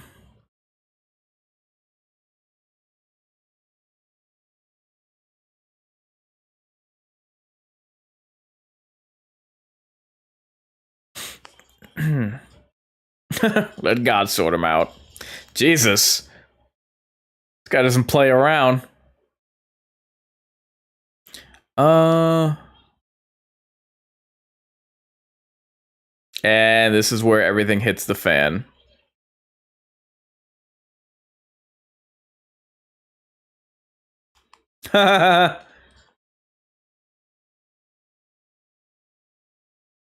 This was like this scene. I mean, obviously it's the end of the movie, but um how can I put it? This is where obviously things got way more intense. And if you think this is bad, oh, just wait.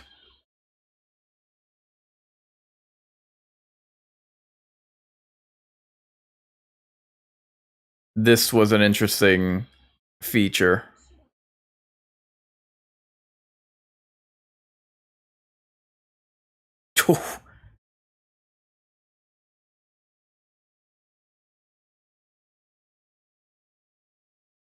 Oh my god. Coming up in the last 20 minutes of the movie.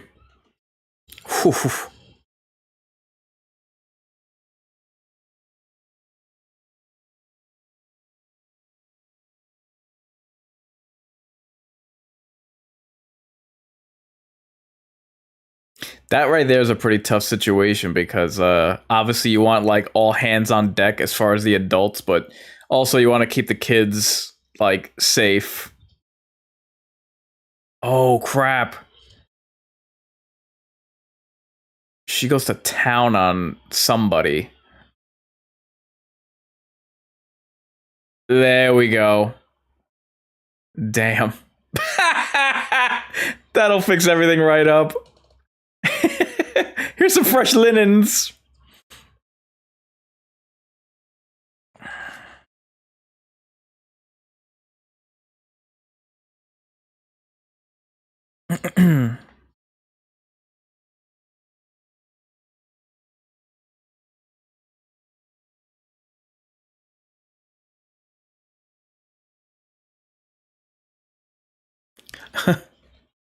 Yeah, for real. Yeah, he ain't gonna do anything.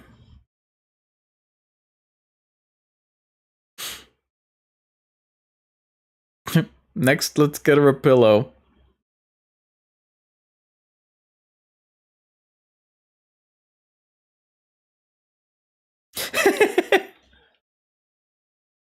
Yeah, that.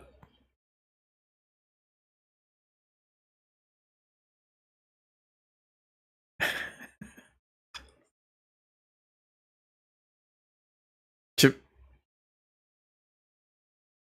you're not allowed to use that against me.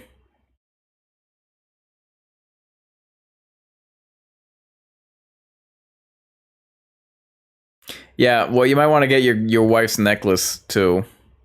You know, in the event of home haunting again.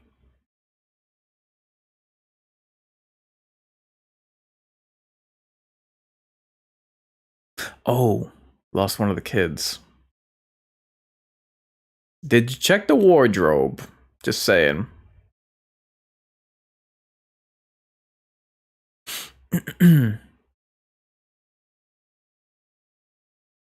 And things are about to get so very much worse.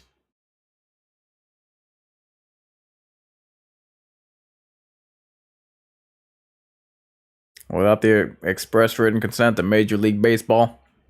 Jim Gaffigan joke.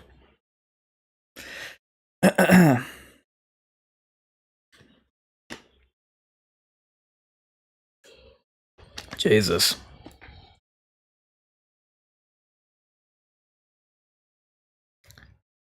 Bring the house down, why don't you? Well, good thing she didn't start throwing those things all around, or does she? Wait. Uh-oh. I almost... Jeez. This part I almost forgot about. Boy, I bet his buddy, or who was it that got bit? The cop? Guys, flashlights. Don't ya know?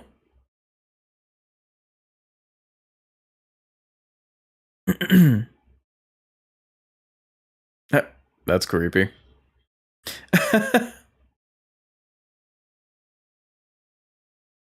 Stupid buzzard. Oh, you could stay there now. Okay, admittedly, these birds look a little fake. Jesus.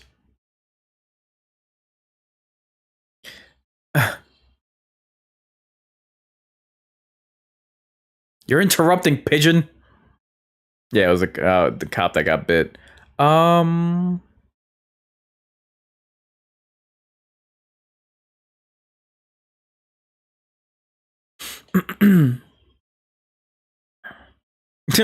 Watch your teeth. Those are the most dangerous parts about her. Just ask the cop.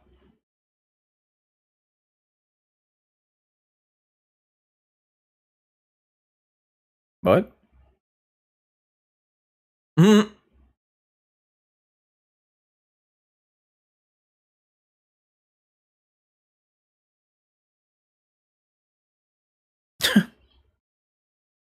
Give us a kiss.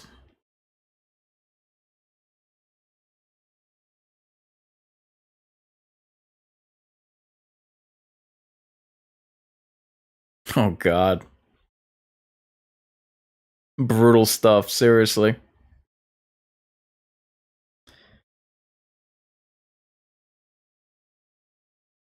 You sure about that? Is that what you want?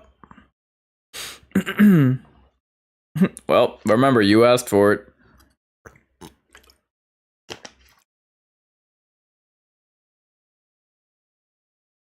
I hated this floor anyway. Where the hell is this kid?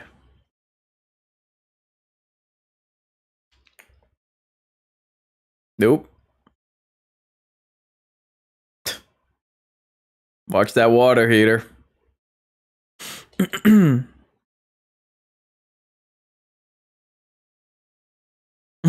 Don't stop reading, stupids. Yeah, there's one of them missing. Where's the Mr. Porno mustache? Oh.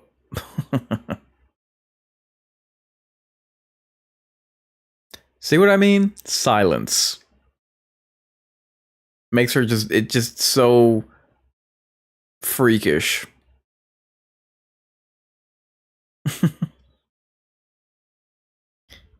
Right about now, his wife is like, I probably should have asked, is this your first time performing one of these?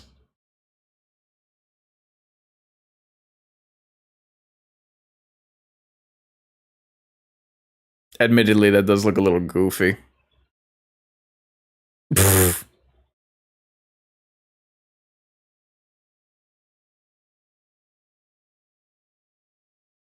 Oh, that wouldn't have killed him, let's be honest.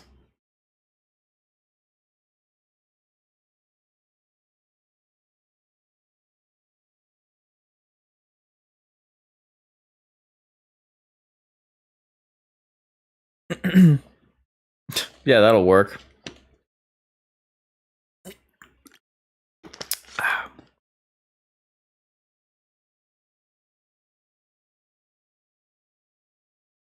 God.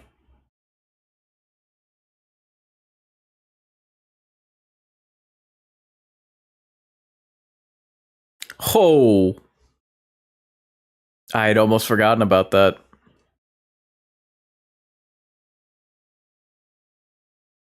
Well, time for me to make my exit. Good reach.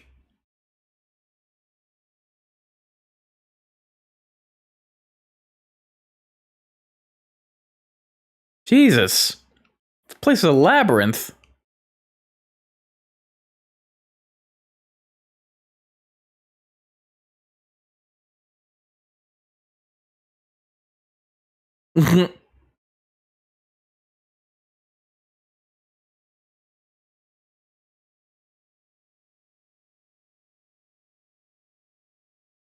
Well, since you say so. Oh boy.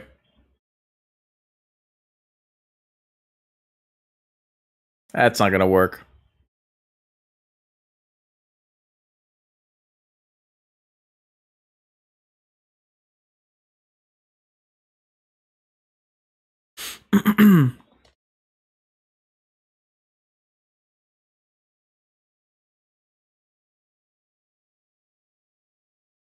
Remember the beach.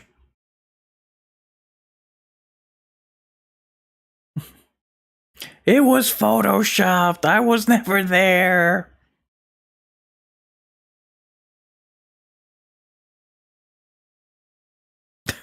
All right, a bit cheesy.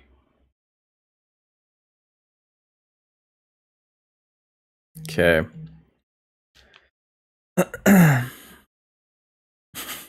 A daughter that looks like a boy? I've never.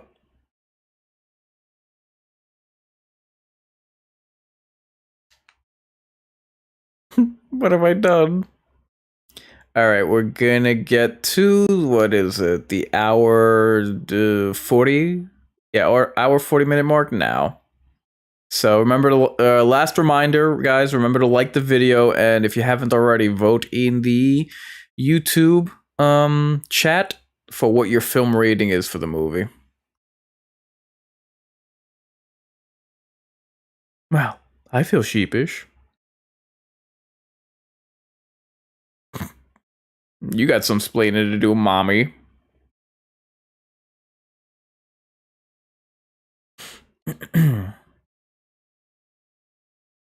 Who's gonna clean up all these birds?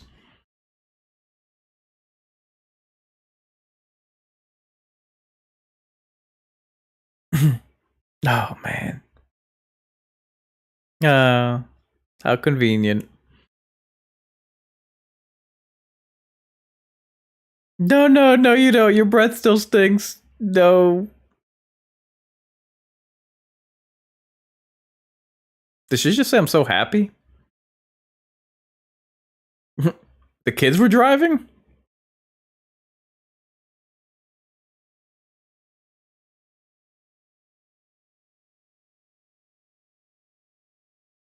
Oh, he was a cop all along. I thought those were two different people.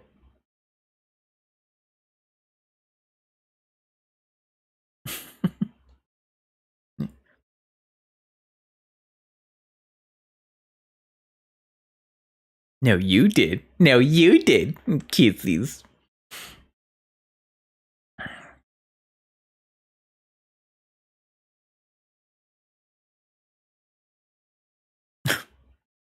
Here's a dead bird I found. I want you to have it. Her locket.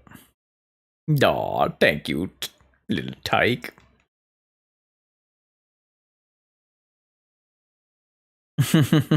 Next time, don't lose it, lady. You're supposed to be a professional here.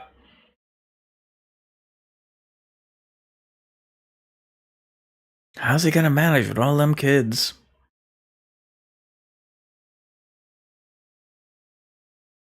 Two chimneys? And it was always cold in there, you say?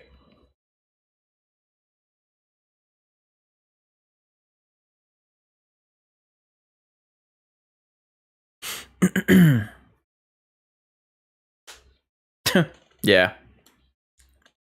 Thank him for his expediency, right?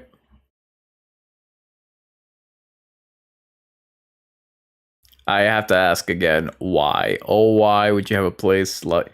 Why would you live with these things, basically?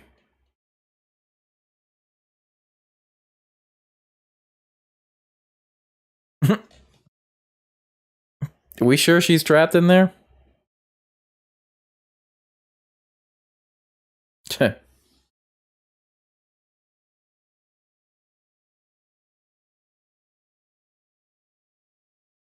Hmm. What could that be? Whoa. Okay. Diabolical forces are formidable. These forces are eternal and they exist today. The fairy tale is true. The devil exists, God exists. And for us as people, our very destiny. Oh, crap. I didn't read that quick enough. Sorry. Is that music box open now? Or it's just playing a tune for Annabelle? Oh, no. Take a long, hard look, friends. Smile for the camera.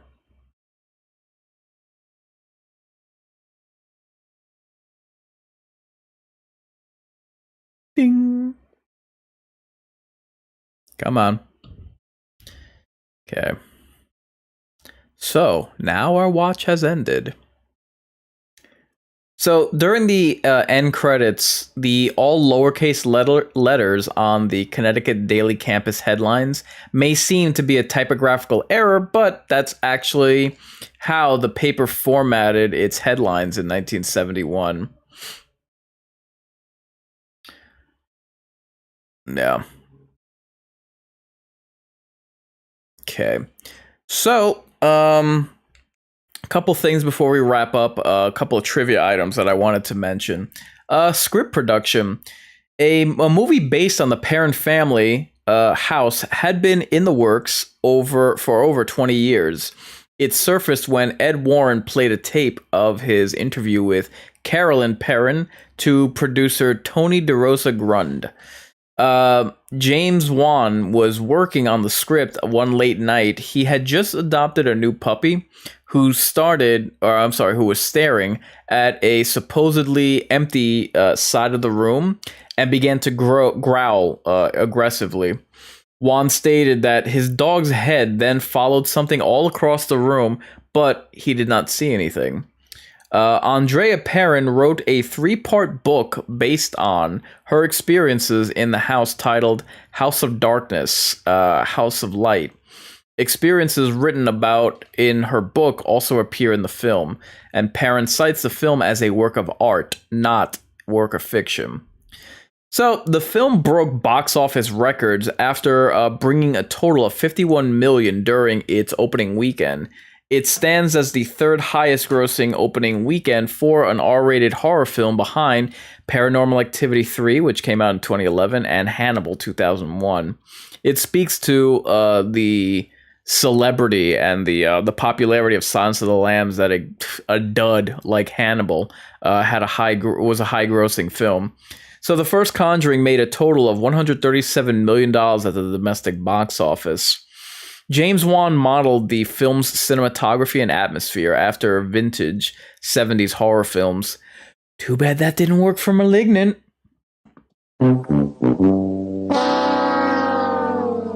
I apologize for nothing. So, when the movie was shown in the Philippines, some cinemas had to hire Catholic priests to bless the viewers before viewing it. This was due to some viewers having reported a negative presence after watching the film. The priests also provided spiritual and psychological help to viewers. Nowadays, it would be counselors that have to assist people with trigger warnings. The Warrens also investigated the Amityville horror case, which is what they mentioned there at the end, and that is what you see in the sequels, or in the movie's sequel. This was the 19th highest grossing film of its year in 2013. Remember, there were a number of superhero films that came out that year. Logan, Thor, Man of Steel, and Iron Man 3.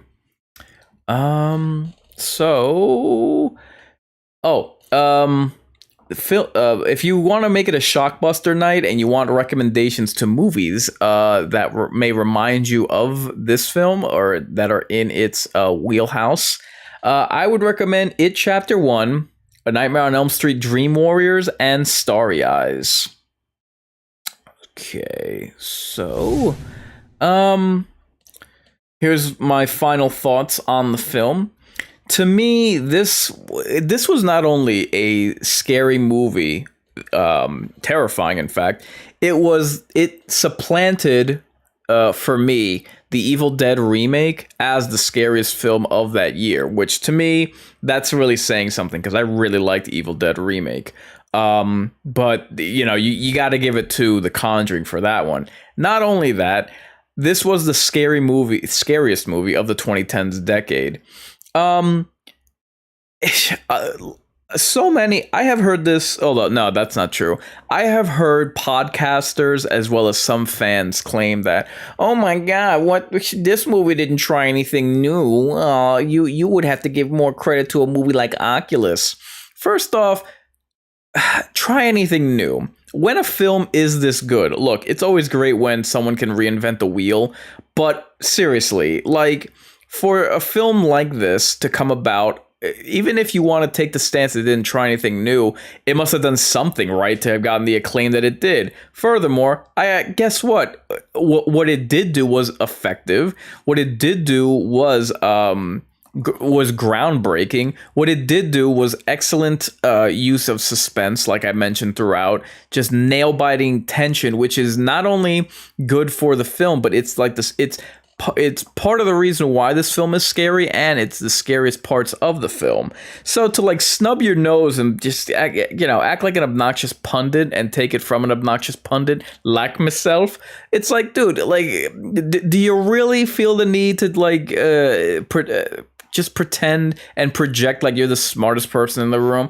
Oh, well, actually, it's like, dude, what it did rather effectively, as evidence, again, citing the response, citing the box office. And oh, by the way, didn't this film launch an entire sequel and franchise? Hey, did Oculus do that? And oh God, Oculus. I believe Oculus turns 10 years old next year. I've never understood the faint and fleeting praise for that movie, because like, it gets praise for the pendulum effect between past and present with its ghost story, and that gimmick. I have news for you. That's not original. That might have been used in that movie, but guess what? X-Men Days of Future Past had that, where you were lobbing back and forth between past and present events, and obviously one affecting the other in real time.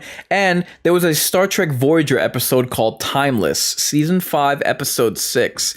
That came out, I believe, in 1997. And that involved time travel, and that actually inverted the usual trope, because in that episode, the future events were affecting the past. So, like, how original was Oculus that you're giving this like rather flimsy praise over, that you want to snub your nose at The Conjuring and try to exalt Oculus? Why? Because Oculus is utterly forgotten and damn near 10 years later ain't no kind of classic? Aw, that's so sad. Stupid. Anyway, if you like this movie, like the video, share it with your friends. If you hated it, subscribe to the channel and share it with your enemies. So, what is on the scene as far as the mind's eye? I do invite everyone to join my alternate YouTube page, Mind's Eye Incisions. It is my clips channel of 2 to 5 minute videos of shortened, condensed from my long form content. I do ask that everyone subscribe to my Rumble. That's my main backup channel, my main alternative to YouTube. I have begun my Kick affiliate path, and you can find me on the handle of @MindGamesInc for that. That's where I do live streams of survival horror games, which is a nice complement to the scary movies that I do on the watch parties. So, in the last 2 weeks, I have done gut reactions to movie trailers, upcoming movie trailers. Those would be Insidious the Red Door, as well as Resident Evil Death Island. So I invite you to watch those, and that brings me to my coming attractions. I will be doing gut reactions to the trailers of Cobweb as well as Haunted Mansion. Cobweb comes out tomorrow, and Haunted Mansion comes out next week.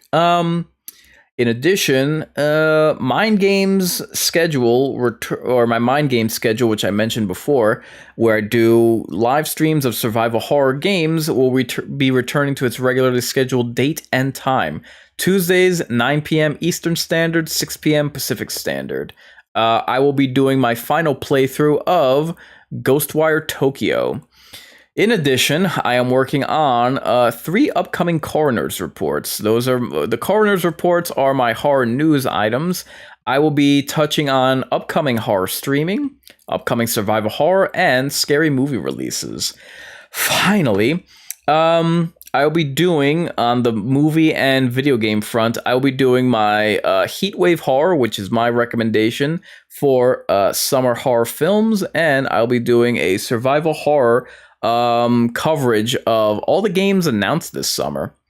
So, like I mentioned at the top of the stream, this was a very long week of live streams and watch parties. This past Sunday, I did a demo of Daymare 1994 Sandcastle. Monday was the 30th anniversary watch party of Hocus Pocus. Tuesday, I did my round 3 of Ghostwire Tokyo on the Scream stream. Yesterday was the 10-year anniversary of Grabbers, which me and Traumadom did a watch party for. And obviously today was the Conjuring 10-year anniversary. So that's a lot of content for you guys. I hope you watch. I hope you like. I hope you appreciate. I hope you subscribe. Speaking of subscribing, feel free to keep in touch with me over my Facebook channel, Instagram, and Twitter. Link in the description. That's where I will be mentioning what is on tap for next month. This, like, almost all of my watch parties were condensed within. Actually, no, all of my watch parties for July were condensed within this past week. So, with all that being said, mark your calendars and say your prayers. I've been incarnate with a word of caution. Fear the worst, so long you recognize who's best. You're resigned to your fate? Time to subscribe to your fears. Warn your friends. Warn everyone.